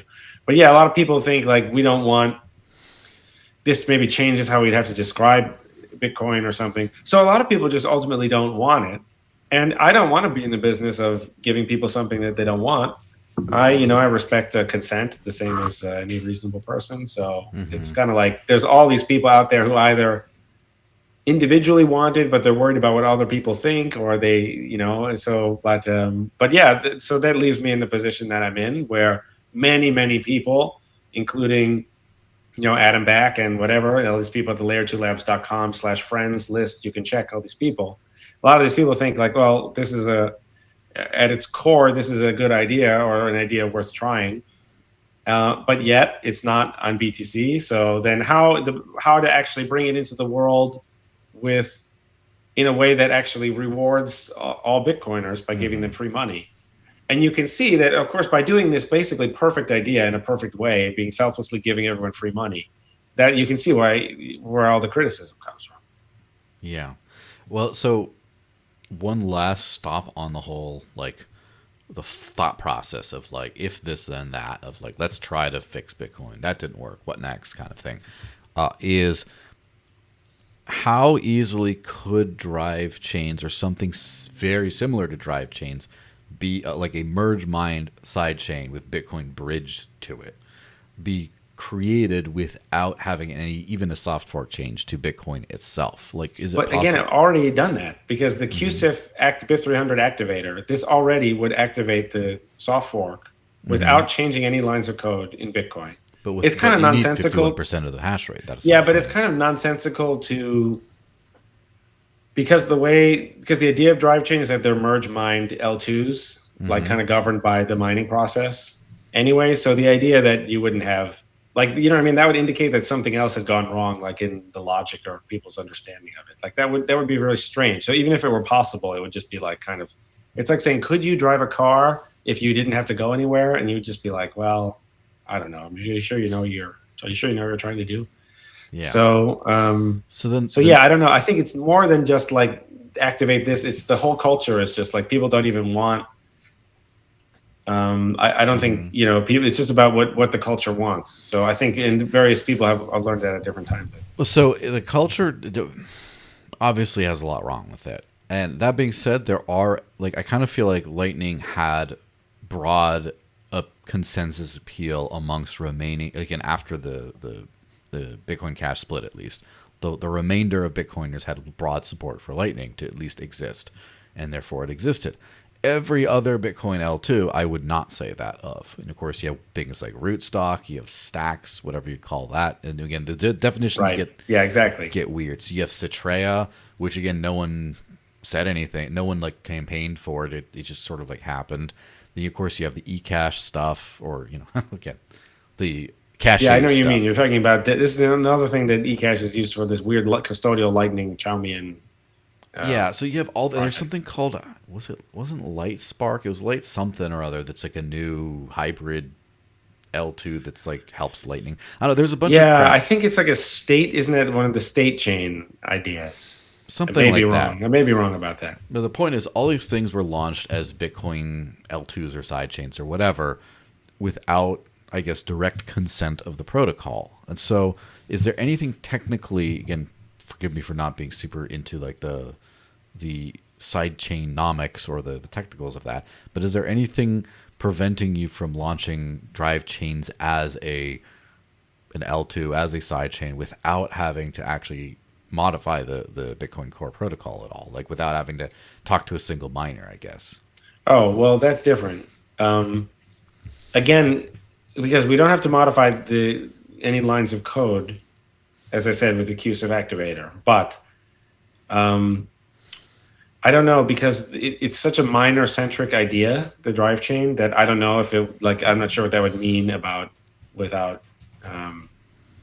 And again, I don't know, like, if the culture doesn't want it, then how much, what are the transaction fees revenues going to be? Like, what is the usage going to be? You see what I mean? Like, it's not, it's kind of like it's very confused. It's like saying, could you open a grocery store in a town where everyone hated eating food or something? So it's like, if I were to distill that argument, it's kind of like saying, I want this for Bitcoin. If Bitcoin as a whole doesn't want it, there won't be enough money in it if I force it upon them anyway. Yeah, it's not going to work. You can't force people something to do where I do have money to work on it. Yeah, basically, yes. And it'll be a good demo. This will be a demonstration of what it does. Yeah, and it's gonna be fun. I heard rumor at one point about drive chains on Litecoin, though, and yeah, I'm still in favor of that. I'm in favor of that, and I will help them do that. But they had some weird stuff. I'm not sure they totally understood, like, why the QSIF activator is so much better, and it's less work for them. And all they have to do is run it next to Litecoin. And all the stuff, all the L2s, which is most of the work, is on the L2s. It's not really on BIP 300. It's not that complicated. It's a little complicated, but it's not that complicated. Litecoin can do, like, if they were to run the activator, then they would automatically have access to, like, all of these L2s. The question then is, like, are they going to run, like, our wallet, and are they going to run, like, our front end graphical user interface software? Like, how much of a revolution is it going to be? And if it's not, then how are they going to, like, cut and paste? Like, are they going to take the graphical user interface elements that govern the sidechains? Are they going to take those and, like, paste them into their favorite Litecoin full node software? Like, I'm not sure exactly to what extent is it, like, just a wholesale revolution, like the Paul Sztorc, like, capture of Litecoin or something. But yeah, it's all open source, and I'm sure with LLMs and stuff, they could splice all that stuff together, and it wouldn't be that hard. I'm in favor of that. At the time, they were saying, oh, we should activate it, like, with BIP 8 or something. I was very confused by that, and I was like, oh, I don't think they really understand what. But I still think that's a good idea. I still think we should do it on Litecoin. I still think we should do it on testnet 4 even. But I'm just not sure, like, what the appetite is or what the understanding. You can see how low the levels of understanding are about, like, if people don't understand the vision, then they're useless people. Not as people per se, but that's kind of like they just don't understand it. They're useless as people. You should not be a person. Yeah, not qua. They're not useless qua people, but they're useless, like, in the terms of context of the conversation about, like, what we should be doing. It's kind of just like, well, what are we? So that's the thing. It's just like, it's just kind of confusing. And then, so the premise is, like, all these people are like, oh, I would have supported drive chain except for whatever, Satoshi's coins, or except for the hard fork or something like that. And then people say, oh, this is a hard fork is what they say. The reason the hard fork is bad is because you're tricking the Bitcoin community into getting involved. It's like giving every single Bitcoin owner the coins. I mean, it's not really a trick. It's like, it's kind of the real thing in a way. So, there's some people that you can't please. Usually I'm like 10, 15 years ahead. I mean, I was really 10, 15 years ahead on the prediction markets topic. And so I'm very much ahead of the game. And usually I do things that I know will be unpopular just because of the way they're perceived. And that's not my responsibility. That's other people's, foolishness and being right. But I'm certainly willing to put up with it to some extent. But yeah, so I don't know. Do we have any? Well, yeah, that's. I wanted to correct one other thing you said about a lot of the L2s activate without any assistance from Bitcoin, but that's not true of the Lightning Network. The Lightning Network, of course, had SegWit, which you asked for, that's and it derailed everything for years. And as a result, Lightning is the opposite of drive chain, in which it has broad cultural support. But this has been a total disaster, and this is probably will be what will kill the Bitcoin project, is people's faith in Lightning, since it basically doesn't work, and people are determined. They become more deranged the more they get involved with it. They become determined to lie about it, and so unfortunately, the cultural support is a double-edged sword. If you have too much of it, it becomes just a weird cult. And then if you have not enough, then you can't get anything done with that group of people. Yeah, that makes sense.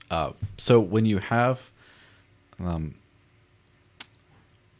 that we have this sort of like Bitcoin has been slowly imploding on itself very slowly, I would say, over the last decade. But it's still kind of like the culture is ossifying. The inmates are restless, all this kind of stuff. And now I'm interviewed Peter Eisen of Bitcoin Unlimited on his scaling research and stuff. He's also involved with the Nexa project. And as far as I'm aware, Nexa, I don't think it's like a fork of Bitcoin Cash, but it's a new crypto that is similar-ish to Bitcoin Cash with like more VM stuff and like whatever the rest. The reasoning for that is, well, when we split off with Bitcoin Cash with Bitcoin Core, we kept things like exactly the same, other than we modified the block size and then some other stuff. But like, if we don't have to try to be Bitcoin, then we're sort of free to do more different things, right? To change more things that would be a smart decision, but then we just couldn't get going on Bitcoin. Or if we did that on Bitcoin Cash, it wouldn't be Bitcoin Cash. It wouldn't be a Bitcoin anymore or whatever. And so a lot, to my mind at least, a lot of the drive chain design I've always said that the drive chain seemed to be the most elegant solution for Bitcoin, in that it pleased all sides. It kept things exactly the same, basically, and it kept the small block vision, run your own node, kept the big block vision if you want. It gave everyone what they wanted in a Bitcoin context. Now that we're out of a Bitcoin context, why does this model make sense? Like, why wouldn't you just have a bunch of different chains that you don't have a small block kind of base chain? You just only have like the ZK chain and the other chain and all those ones together. Like, why is this exact design the way it is kind of makes sense for what is now a non-Bitcoin cryptocurrency? Well, you have to have an L1, so you have to have L1 node software. So the question is that it's either going to be exactly the same as Bitcoin, or it's not going to be that. Mm-hmm. And every change, I think, the Bitcoin Core full node, I think, is an extremely battle-tested piece of software. People have been trying to hack it, et cetera, for years. And so I think you'd be crazy to turn that down. And you would just say, if you didn't have to, like, why rewrite it all from scratch? Because every change you make is, first of all, something you're going to have to write. You're going to have to come up with. You're going to have to test it yourself. You're going to have to maintain it. And then you're going to have to, not only that, even if it's a good change, now you have to explain it to other people, who will then have to and justify it to other people, and they're going to have to explain it and justify it to other people also. So you have this enormous problem for each change. And of course, in software, like one single line of code or something could be like the keylogger, or it could be like crashing the software or something. So I think, whatever you do, you have to have L1 node software. And so I think you might as well just take what is the most widely adopted full node software for use in, like cryptocurrency, block validation. So that's why I think the L1 should be the L1. For a lot of the L2s, like a lot of them we wrote from scratch. Sorry? So you will be backporting as things go along. Like if there's including all the mistakes. I think that Bitcoin Core has made many mistakes and still is, but we'll just keeping that, because the idea is, if you like Bitcoin Core, then you can come over here and you'll still have that. So the idea is still trying to please everyone. Mm-hmm. Yeah, you can see, of course, it's not going to work, but I think it shines a light on who are the people who are not pleased by this. I think it shows like that they have like weird unmeetable standards, or that they just don't know what or they get their information from, they get their all information from some weird echo chamber that is not truth oriented. And so I think it's only a matter of time before a community like that collapses one way or another. So we might as well shine a light on it while we still can and figure out, okay, who's like unhappy about this and why? Like, who's unhappy about you getting free money as a Bitcoiner? What are they going to lose? How humiliating is it going to be for them if this idea succeeds? Yeah, of course.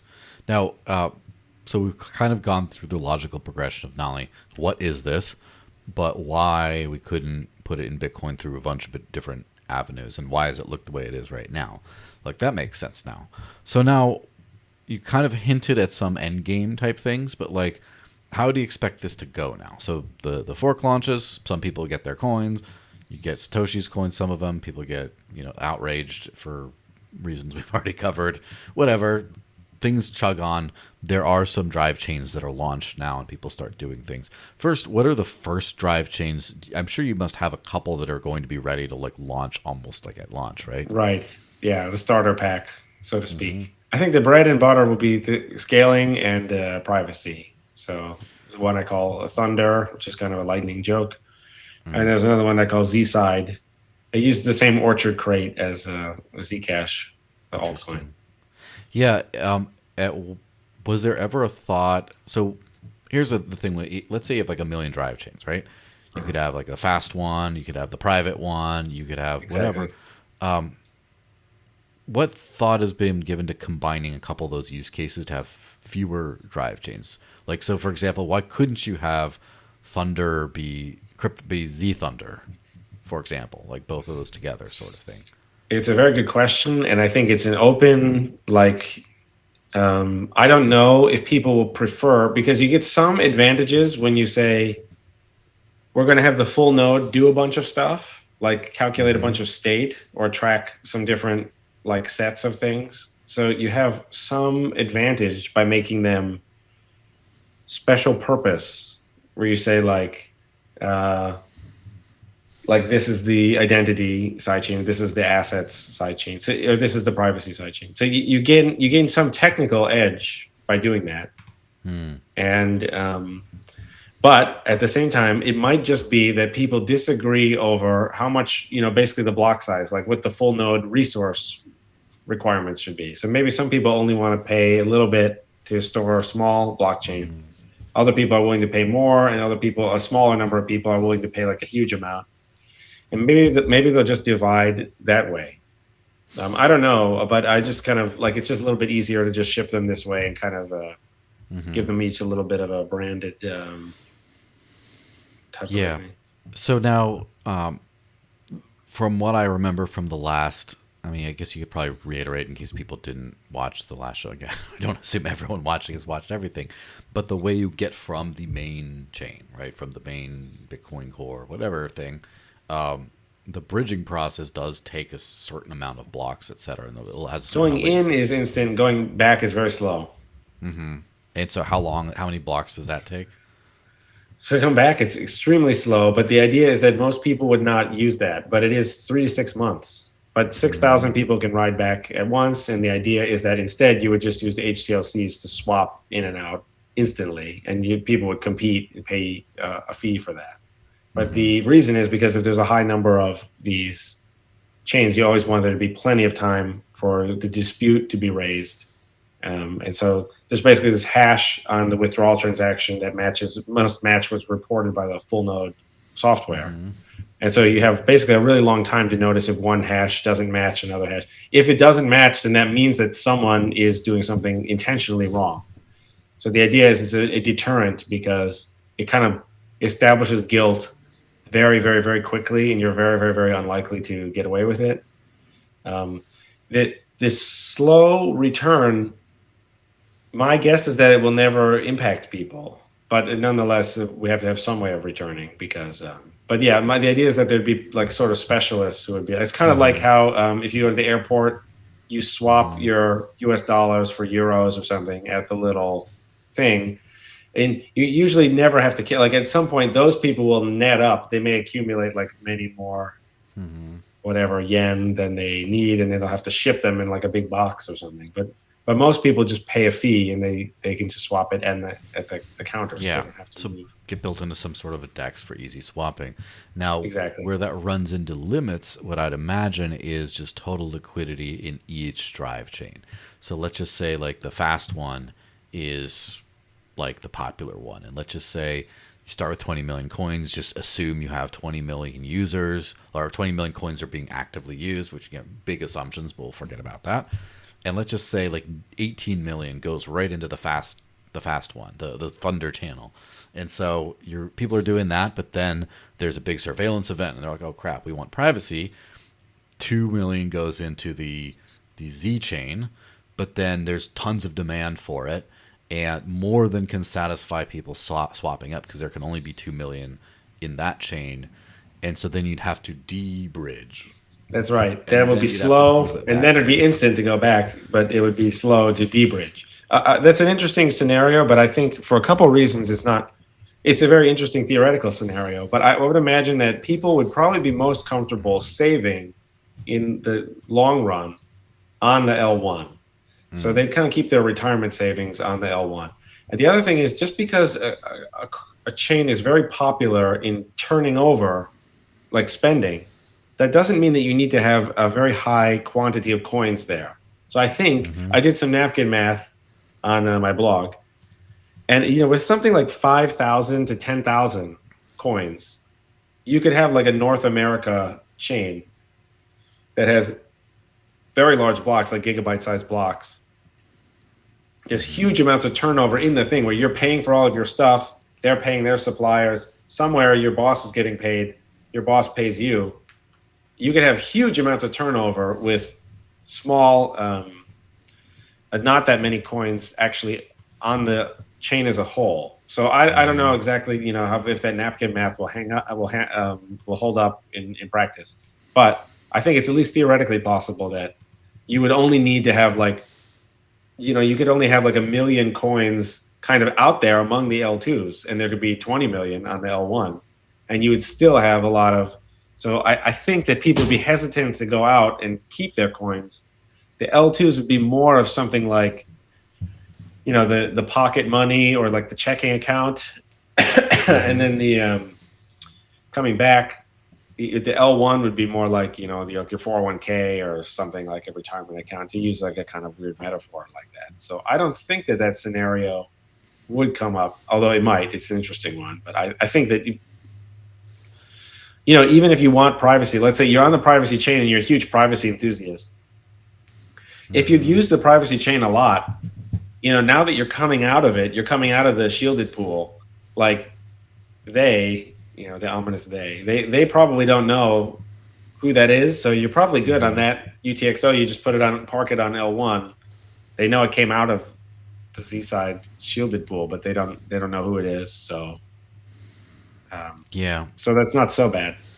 So what's in terms of if I needed to, let's just say one drive chain became way more popular than the other, and there needed to be more liquidity on one than the other, what's the latency that it would take for me to get from one to the other? As far as let's say you're a swap, you're a swap provider, you're helping people to just swap one version for the other, but then you're massively running out of liquidity on one of these, and you're like, we need more in the system, so we need to take some Bitcoin and load it and de-bridge it from this one, and then bridge it back to this one to balance out the liquidity more. What's the how long would that take in terms of time, like hours, days, whatever? No, I think that would be, my guess is that would be instant, but of course the D-bridge is the 3 to 6 months. But again, this is what I'm trying to say is there's probably going to be a reserve of coins on L1, even if they're not yours. So if you're this kind of person, you can work out this triangle trade because the L1 coins can go instantly, in 10 minutes, like one block, but they get one on-chain transaction. The L1 coins can go to the L2 immediately. And so whichever chain is running short, you can be you can say, listen, I don't, can I buy your L1 coins from you, or can I from anyone? Because so basically anyone can move them from L1 to L2 and then take the swap, or take the swap first and then move them from L1 to L2. So that half of it is very easy. And that half of it is very easy. And then you would not, so like if you're saying there's a really high demand on one side and there's not as much of a demand, you can't as easily bring them from L2 to L1, but you have to push them from L1 to L2 is very easily. So you'd be able to cook up some kind of like triangle trade, HTLC thing. So you should be able to do it almost instantaneously, make within like an hour. So that part, that's why I'm not worried about the 3 to 6 month part. Yeah. I don't think it really the, ever the catches. 3 to 6 month part would more take into effect, let's just say you have a popular Thunder thing, you have the Z1. Eventually someone figures out that the Z1 can be made very fast and high capacity and have privacy, or have a optional, not privacy, but on that same chain. For whatever reason, the Z1 obsoletes the other one, and then you just decide, okay, we're going to close up shop here, and we'll take 3 to 6 months to just sort of wind down that drive. Exactly, right. And then move and on. it could even be, it's unclear, but I think one possibility is, since the L1 miners are participants in the deposit withdrawal cycle, it's possible that these large pools would have this as another revenue stream where they operate the big coin moving thing. And then, so they're the ones who say, because they're earning all these coins on all the chains because they're mining, and they're earning all these coins on L1. They can say, okay, listen, we'll give everyone, for a small fee, we'll give everyone on the new Z side Thunder super chain. We're giving you all these coins, and then meanwhile we want 102 coins on this, the defunct one for every 100 coins. They take this 2% fee or whatever it is. They all then own them there, and then they can walk them back very safely, knowing that to them, if you're a large miner, the coins on the L2 are the same as the L1 coins. Other people, there's maybe some fear that the drive chain thing will break down. I don't think so, but yeah, it does seem like there's them it's zero. There's value to keep dry powder, as it were, or just unbridged coins. And it also seems like there will be a pretty big business as far as the arbitraging, the money changers, as it were. The change this coin for this coin, or lend someone some capacity on this chain or on this one in order if someone runs into a time crunch. So it seems like at least there's like a strong business case there for people who want to do that. Now, as far as the end user experience and like the wallets and stuff, do you foresee any, I don't know, how's that experience going to look like for like, if I want to have the master Ecash wallet, I just want like whatever. It's probably got to sync a few different full nodes, right? It's got to sync with the Ecash core one, like the big one, and a few of these drive chains. And then you got to have a few. Sync any full. You kind of choose which L2s you want. So if you're not on them, then you don't have to sync them. If you don't go there, you know what I mean? Those are like plugins or something.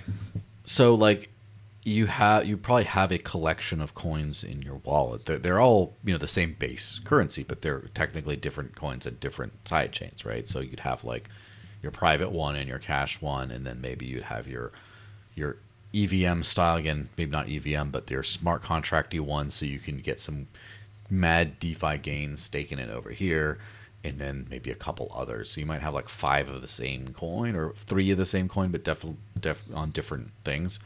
And I guess they'd be shown as different pockets, sort of, even though like they'd all be seen as the same asset. You probably have a unified balance, right, of all of them. But then, as far as like the user experience is concerned, but then they would technically be in different pockets, right? Right, and the wallet would want to say, like, because they're not quite the same, even though they exchange at a 1-to-1 value in BIP 300. If you have chains on the certain L2, they're kind of over there, and they're not on. If someone says, "Oh, can you pay me on this L2?" If you don't have the coins there, then without some other step, it won't work.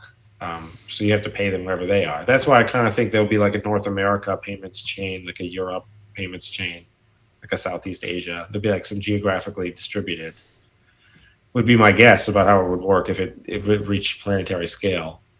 And so, yeah, you would have to swap. Like if you were going to get on a plane, you wouldn't have to go to the currency counter, but you would have to make like one of these transactions where someone you pay. You either go from L1 to like the Asia L2, or you do the swap so that you can pay people over there.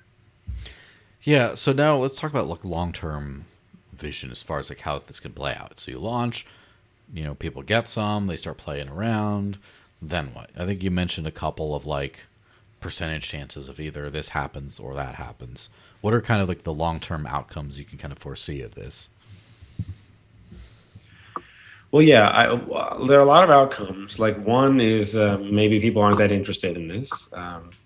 That would be itself pretty interesting to like figure out like that's just where people's appetite is and what the demand is. It's also possible technology might not work.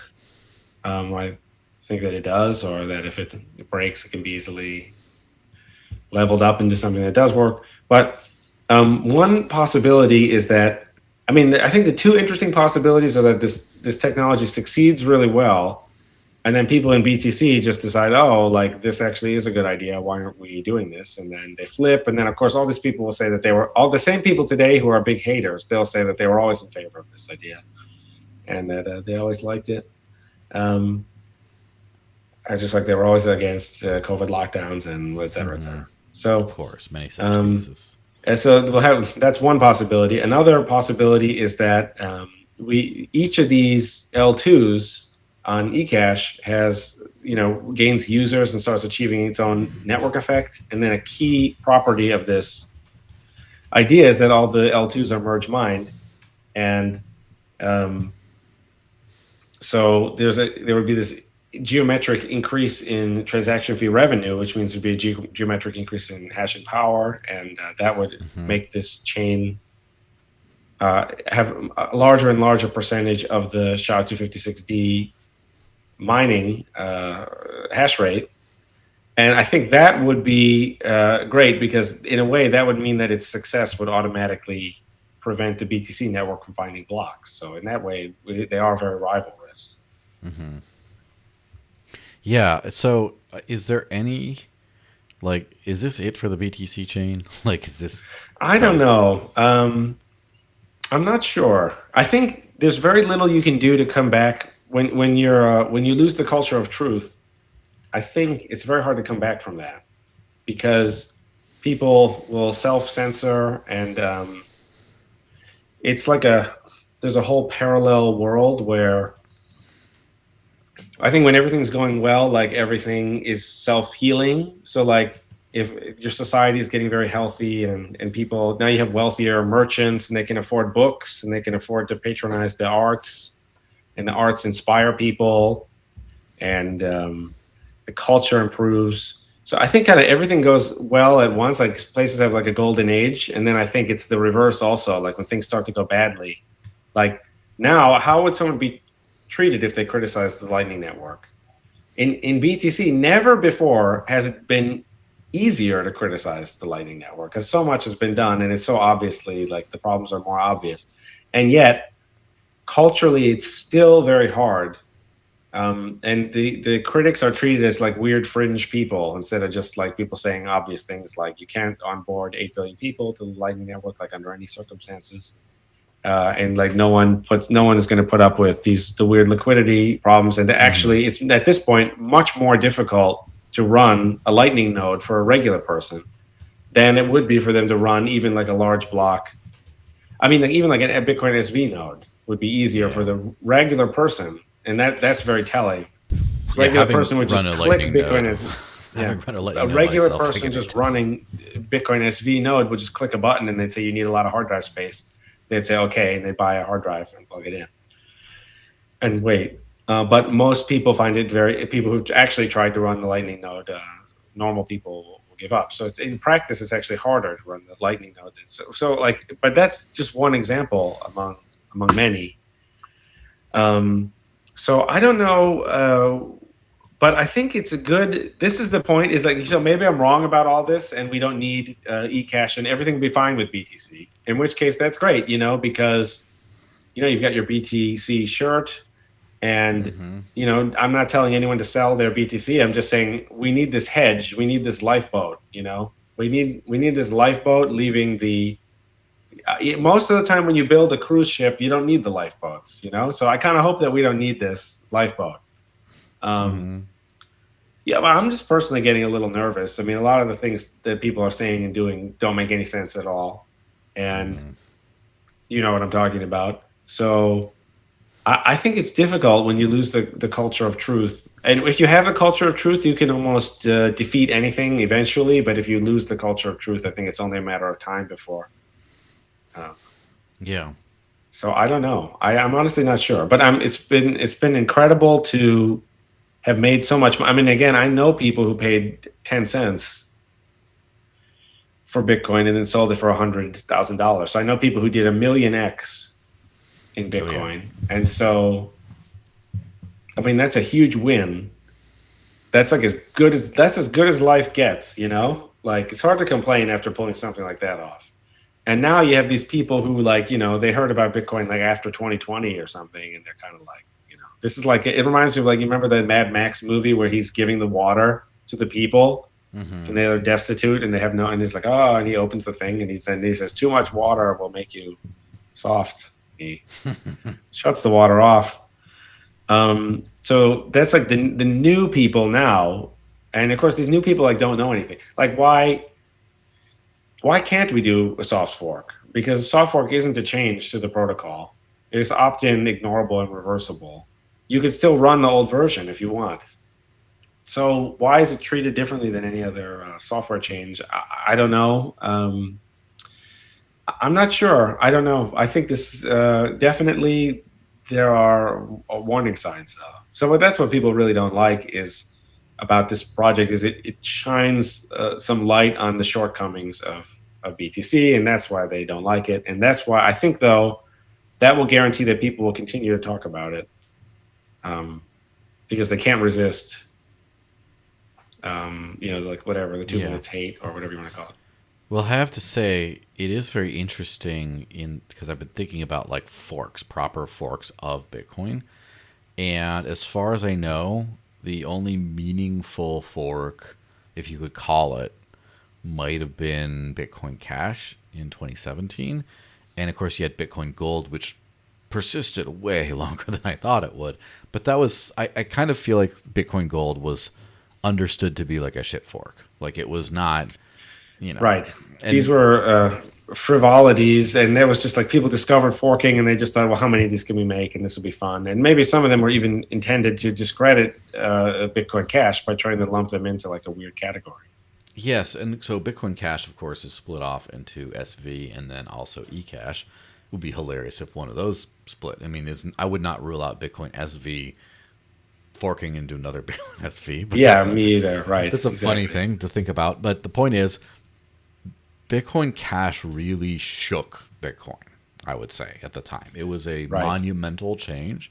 And I think for a variety of reasons, I think Bitcoin Cash did not short-term work out. I think they're reinvigorated and they're back in close to the top 10 or whatever. They're still there. But this has been like 9 years since a Bitcoin fork like that, like a real one. And I get that this is probably much less, I wouldn't say less, I don't want to be disrespectful by saying less real than the Bitcoin Cash one was, but that was more like this super important battle going on right then. Half of it went this way, half went that way, sort of, or 90% went this way, 10% went this way, whatever. In this case, it might not be as significant because, as you sort of pointed out, the support for drive change has been not where it probably should have been, but it still is a fork. It still shows that there is a division.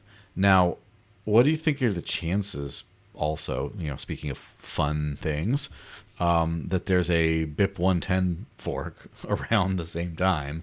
And so it's a funny question. I honestly thought, well, first of all, I'd agree that one thing that Bitcoin Cash had going for it was that there were already these two really passionate communities that have been disagreeing for like 7 years, and they were like really but yeah, I think that was also part of its downfall in a way. That was kind of like,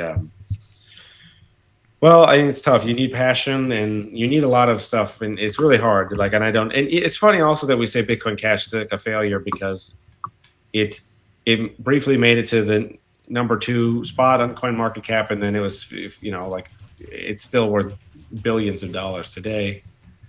It's kind of just a bizarre thing. But yeah, I was thinking about that too. Like, I care so little about the op return.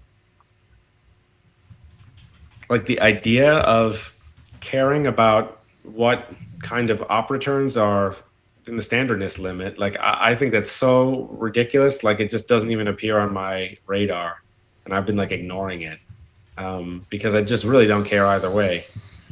Nonetheless, Luke has made. It's funny that people, of course, criticize this, but Luke has. I think he's made comments to the effect that say that if his soft fork doesn't activate, he will just proceed. Even he'll just like basically turn it into a hard fork and say it doesn't matter how many miners run this. Like this is the chain. I don't know if I'll have to lower the difficulty or how that will work, but Yeah, that's the thing. I mean, that's one reason I called it the caveman war. Is it, to my mind, and nothing of it made sense. Like it just seemed like not the sharpest tax in the room, kind of doing something like that. But yeah, I mean, it is what it is, right? Now here, so the last kind of, I guess question on this thing. Of course, if anyone has any questions in the comments, someone did have a question in the comments, which was about, are you supporting the pump.fund token called Ecash that's launching? And someone's trying to scam. So yeah, ignoring that, so they're having not right now, but I don't know. Maybe I could work out some kind of weird deal with them somehow. I'm not sure. So, but I don't have anything to do with that as of now. And everyone should carefully watch of me on X/Twitter, which is a Truthcoin, and they should go to the ecash.com site because, of course, yeah, people have already been like people make like a fake GitHub for me. So it's really rough out there. People will be trying to trick you. It sucks. And I'm not Truthcoin on Telegram. I'm only Truthcoin on Twitter. I'm Sztorc on Telegram. So yeah. So I guess like sort of the final big question on this, barring any other questions who come in from the community, is so like the big Truthcoin thing is, I mean the big drive chain thing is, it's like the alt killer, the shitcoin killer, right? Where it's like it obsoletes a lot of use cases.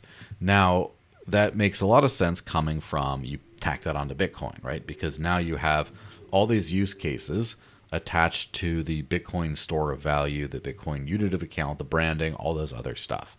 But now that you're kind of shedding a lot of that, how do you think that this new Ecash is going to compete with just the whole down the CoinMarketCap ranking, like all those projects that have, maybe years in the business, have integrations in this, have brand recognition, have DEX integrations, whatever else? How do you think that practically works out? Like, how do you fight your way through the masses of these other coins?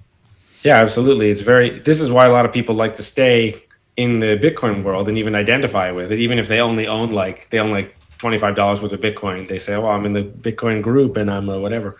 And so that's a big advantage. I'm a huge believer in network effects. I think it's much easier for the bigger coins. I think it's much easier for the more established coins. So yeah, I think it will be difficult, but I think all of the other projects, like, I can't speak for literally every single one of them, but the idea of drive chain is that you could get different like full node software all with the same currency unit. So I'm kind of saying like it's a good thing that there's all these different like it's a good thing that there's a Zcash. It's a good thing that there's an Ethereum. It's a good thing that there is a Bitcoin Cash. And of course, all of them are going to try to be moved down the stack. Like, so when Ethereum came out, it was kind of like, this is Ethereum plus, it's just like Bitcoin plus smart contracts. So it's kind of like, oh, you can send money to people, but also you can do all this other stuff. I think I'm attempting a version of that where I'm saying like, okay, like literally the L1 is the number one altcoin, and then have all the L2s are just they are this other technology. Those will have network effects to overcome, but I think ours would have a unique ability to increase in network effect over time. Because well, this is what happens is like, okay, so like you had Bitcoin and then Bitcoin Cash split off, and then you had a debate between Omri and Craig, and then Bitcoin SV split off. So in the drive chain paradigm, you don't have this splitting off thing, and I think there's bound to be controversies. I think that's inevitable. So I think this is a decent way of excuse me, a decent way of dealing with these controversies. Oh my god, get some water. Yeah, it's been going on for a long time. I think it's sorry. Got poisoned. It's like I think that it's a decent Ecash Amari's they're that fast. Gotcha. They're so like you reach like a kind of a problem where the community grows to a certain size, people disagree over exactly what you should do. This type of thing happens routinely. So I think we're gonna do like an RFK Junior. That'd be terrible. I'm watching Ecash in a few minutes. Yeah. So I think that's kind of it will be difficult though to like obviously it's very difficult to compete. I think when the example of Bitcoin Cash is like you had all these altcoins in 2017, and yet it was actually a hard fork that made it very quickly to the number 2 space, and it was then I've published graphs in the past about how successful was Bitcoin Cash compared to like Solana or Avalanche or whatever.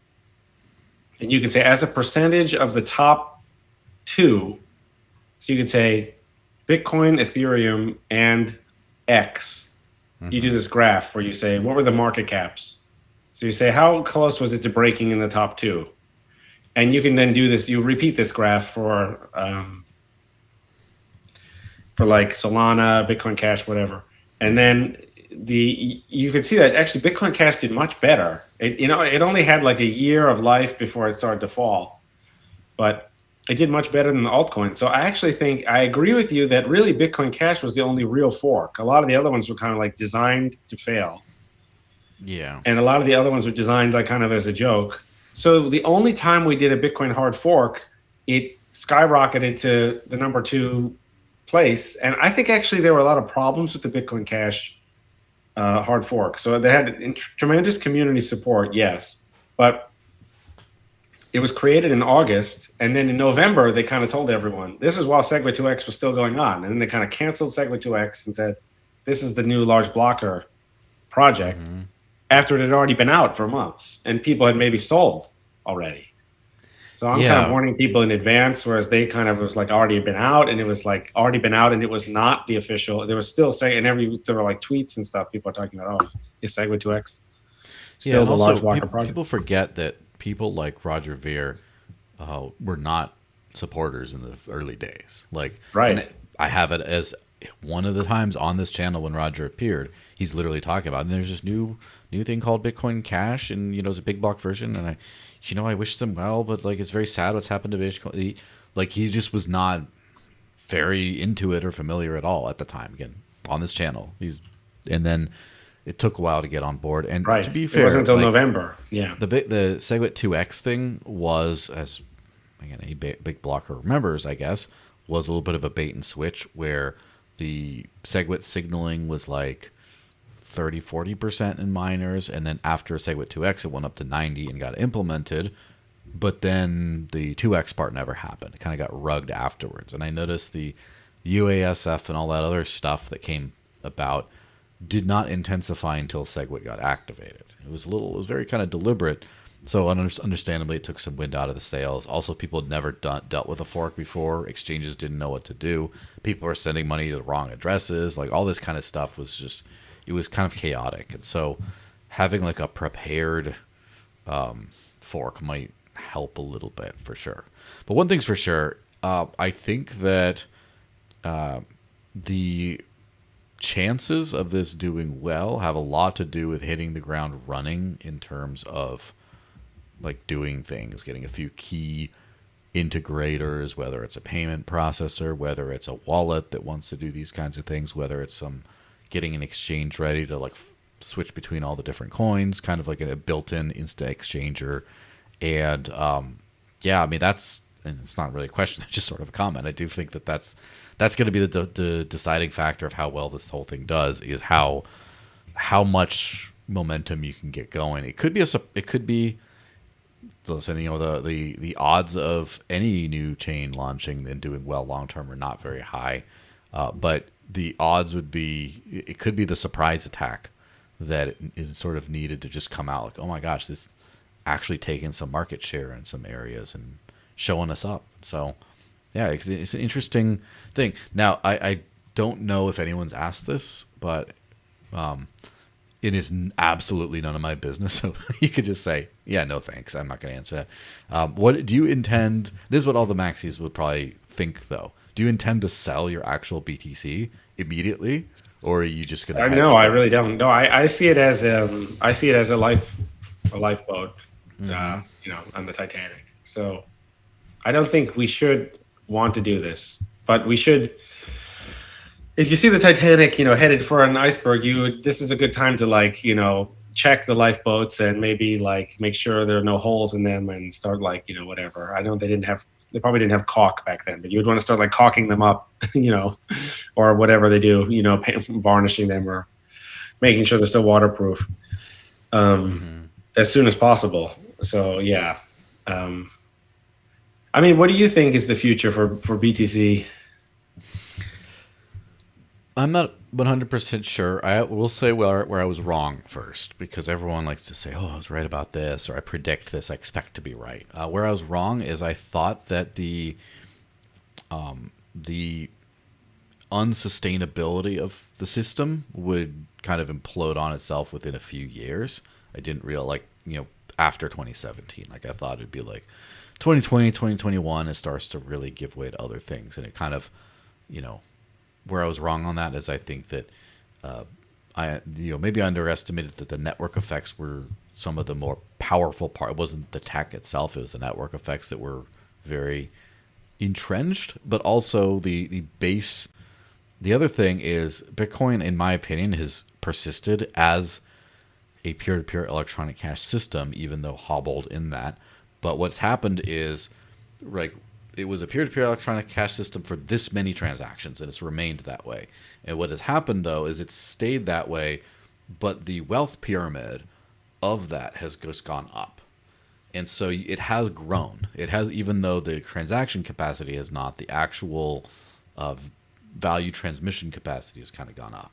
And I kind of feel like when it hits that ceiling, where, I mean, paying for Iranian ships and stuff like that, that's one of the higher ceilings you'd have, right? When you have nation states paying for big things like that, it doesn't get much higher than that as far as that. And having liquidity for that, like if you want to send $1 billion, you can on Bitcoin. You can't really on many other chains. It's not there. You can't liquidate it on the other side, for example. So I think that it's kind of starting to get to that point where it's topping out. I also think that it's by staying the same, pretending everything's okay is kind of like let it coast for a while. But there's a couple events that are coming up. They're going to require changes. And I think that either Bitcoin's going to get a second win by making some very reasonable changes. And I think Drive Change should be one of those, but probably won't be. Or it will fail with these changes. And then that's like the decline is the sustainability ticking time bomb of like, how do you pay the miners the security budget after each halving? How does it keep happening? And do you still trust Bitcoin as an investor? Do you still trust Bitcoin if it's secure, if its hash rate is actually going down over time as opposed to, still going up but not as high as the price? So that's number one. And number two is the quantum thing. I don't think that the quantum computing threat is like, again, I'm so not smart enough to really intelligently talk on this, but my gut feeling is it's not going to be a huge problem in the short term. The problem is it makes Bitcoin make an annoying binary decision, which is you have to either migrate to post-quantum addresses and then Satoshi's coins and all the others. You either have to let them be stolen, in which case you reveal the true market cap of Bitcoin by saying, oh, there's only 12 million coins were actually accessible. The rest were lost, for example. And then you have massive dumping on the market, and then the store value narrative takes a hit. Or you have to freeze people's coins. And you have to assume that they're no longer accessible, but they could have been people's coins. And then you're like, why would I buy Bitcoin if it can be confiscated arbitrarily in the future? So those things, I think, will shake it at some point, and then it will start to have I don't think it's going to be a precipitous crash. I think it'll start to just like, it hits escape cruising altitude with the institutions and everything, governments the way it is now. I think this is close to the ceiling, and then it just stays there and sort of shakes down slowly over time as other things take the headlines and take the users, and then eventually people are like, hey, remember that Bitcoin one? It's still at rank like 12 or 13, but it's maybe not number one yet. So yeah, that's my thought. I think it's a pretty good thought. I think in particular, the quantum idea, I think this speaks to like people's fear, because it's like it's such a shock to the existing culture, because the culture is like Bitcoin is perfect and immortal. Mm-hmm. Right? So this quantum thing shows up and it's like, oh no, wait, maybe it's not, or maybe we don't know, or maybe this is just FUD, but people kind of know in the back of their head that they can't tell. Yeah. So I would agree that triggers people, I think. Yeah, there's just so many,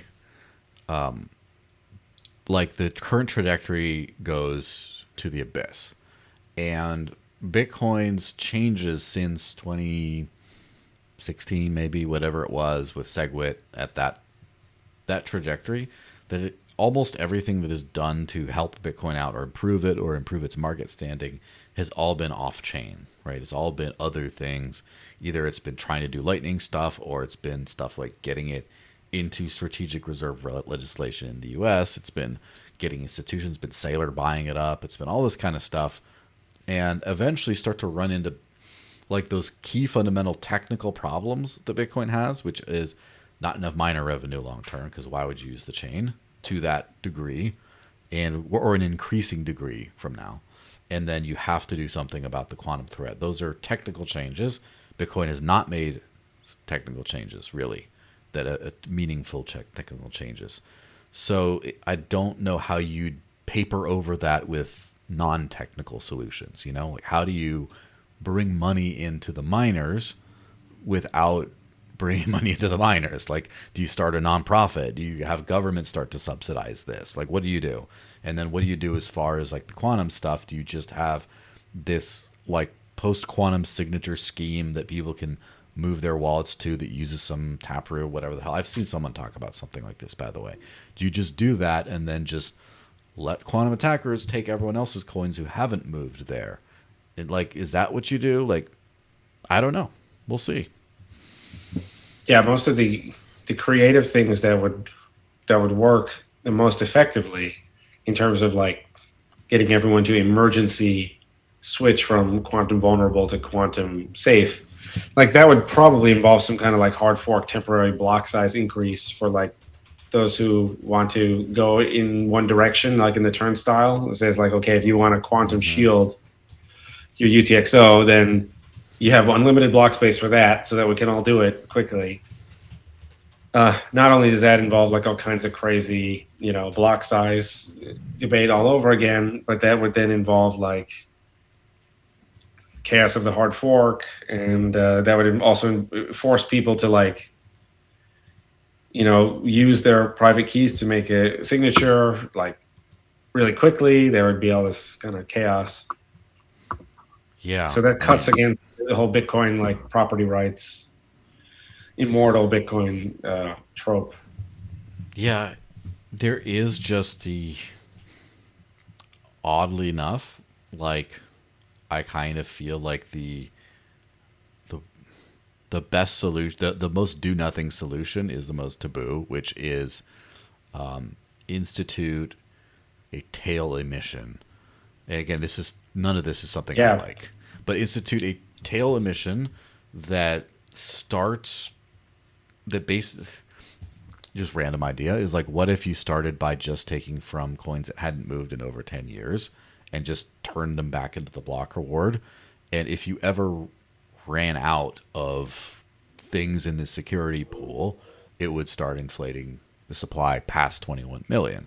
And so basically, it's first takes from all the dead coins, and then if you want to prevent 21 million from being exceeded, you have to donate to this one address that then would go into the block reward and kind of maintain things the way it is. Well, these are all weird things that people do instead of drive chain, because drive chain just says you have unlimited Yes. number of merge mined L2s, and you can collect an unlimited, you can process unlimited and increasing number of transactions and it doesn't matter if the rate of transaction grows forever, geometrically, and you can just collect more and more and more and more and more money.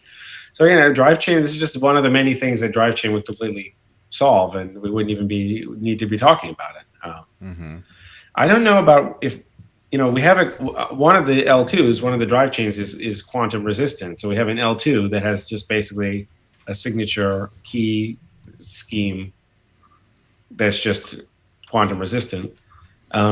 I don't know if that's to what extent that would placate the quantum doomers, because it wouldn't be on L1 and it wouldn't necessarily be on any other L2s. It would at least, though, be like a demonstration of something that could work. And it would also end the bike shedding to some extent, because it would say, well, here's this one thing that someone tried and it worked. So then, because right now there's going to be lots of bike shedding over, exactly which thing. And so the whole thing will become kind of a circus. It'll be interesting to see how strong the paralysis is in the face of quantum. And even now, it's kind of like, people have proposed, Jameson Lopp, et cetera, people propose these things, and everyone's like, well, we hate it. It's very easy to hate something when you don't have to come up with your own thing, of course. So I don't know. I'm not exactly sure what to make of it all myself. But that's why I think we need, we got to have those lifeboats ready. Yeah, of course. All kinds of different things. It will be interesting to see how it develops, because it's kind of like it seems like one of the biggest concerns, I guess, or one of the biggest issues with the way the crypto market is played out is you either have single purpose alts, which was like kind of like that's like 2017 era type 2014 2017, which is like, let's do the thing that Bitcoin didn't do, this one thing, and then just kind of stick there. And then you have no one's trying to copy Bitcoin in 2026, really. Maybe you, that's about it, right? But everyone else is not. Everyone else is trying to do the next high-powered, super scalable EVM style, VM to the max, out your mother's ass kind of thing. That's what they're doing. And it does seem that having a multiple use case crypto that's still you can have you can do the one thing, but you can also do other one things, and it's kind of it's like an alt collector, right? Where it's you're kind of launching as many altcoins as you want with this. And so instead of launching a new altcoin, you just do it on this one. So it keeps the capital all in there. And so it could be right. Exactly. Yes. So that's the hope, is that, it can't succeed.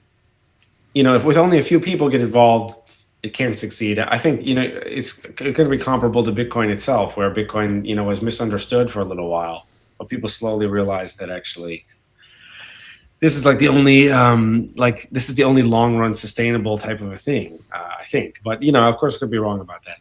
But yeah, I think the sidechain idea has many benefits for if you have really good tech. If you have to do an altcoin, then you're competing against other altcoins, which is kind of a really big drag, because you have to compete on all these other dimensions, as you pointed out before. But instead, if everyone does those together as a common project in the whole system, now you don't need to do all that other stuff. You just need to have the best identity idea or whatever it is.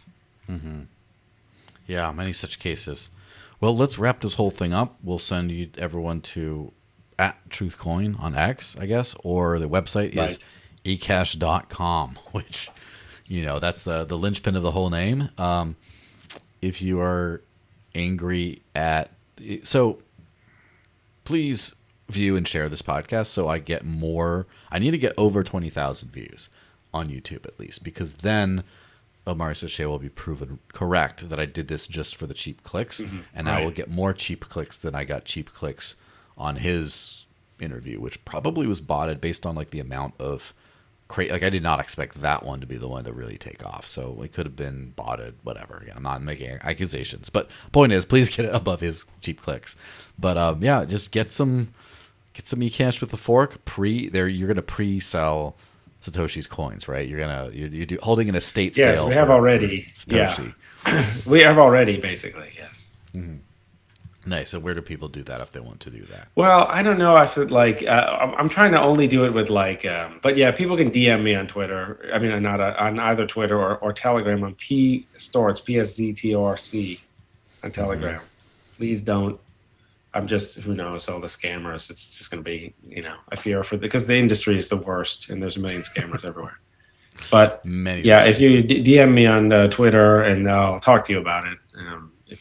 I would rather have like people who really experts who know what they're getting into and that type of thing. So, yeah, absolutely.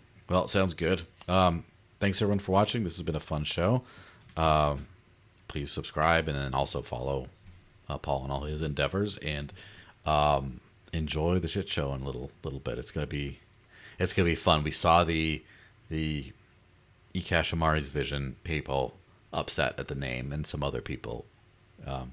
Wonder who the next group of people to be upset will be, and that'll always be fun. So thank you for your master troll work. Are you going to be at the Bitcoin conference, by the way? I forget. I will. Okay. Well, without giving too much information away, so will I. So run into either of us, both of us, and yell at us about the name or whatever you want to yell at us for stealing Satoshi's coins.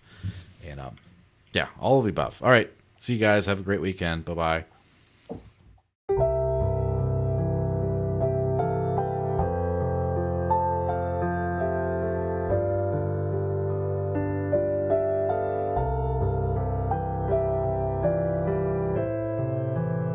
Adam, we're here because we love you. And we're all tired of watching you get abused. Abused? By who? Oh, hi, I'm Visa. I charge you 29% interest, 3% foreign fees, and make you wait 3 days to see if your payment went through. But I thought you were my friend. No, Dash is your friend. Instant, private, under a penny, and with Dash Spend, you walk into over 100,000 stores and pay like a boss.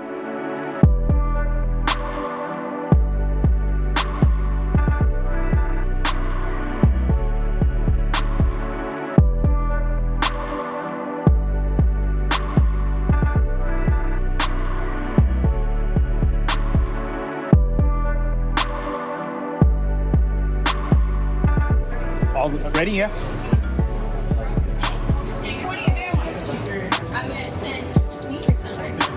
Awesome, thank you very much. Feel alive, guys. This is awesome.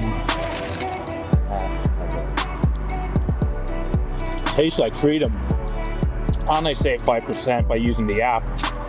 That's the Dash High, baby. Let's go. Download the mobile wallet, one tap, boom, financial sovereignty.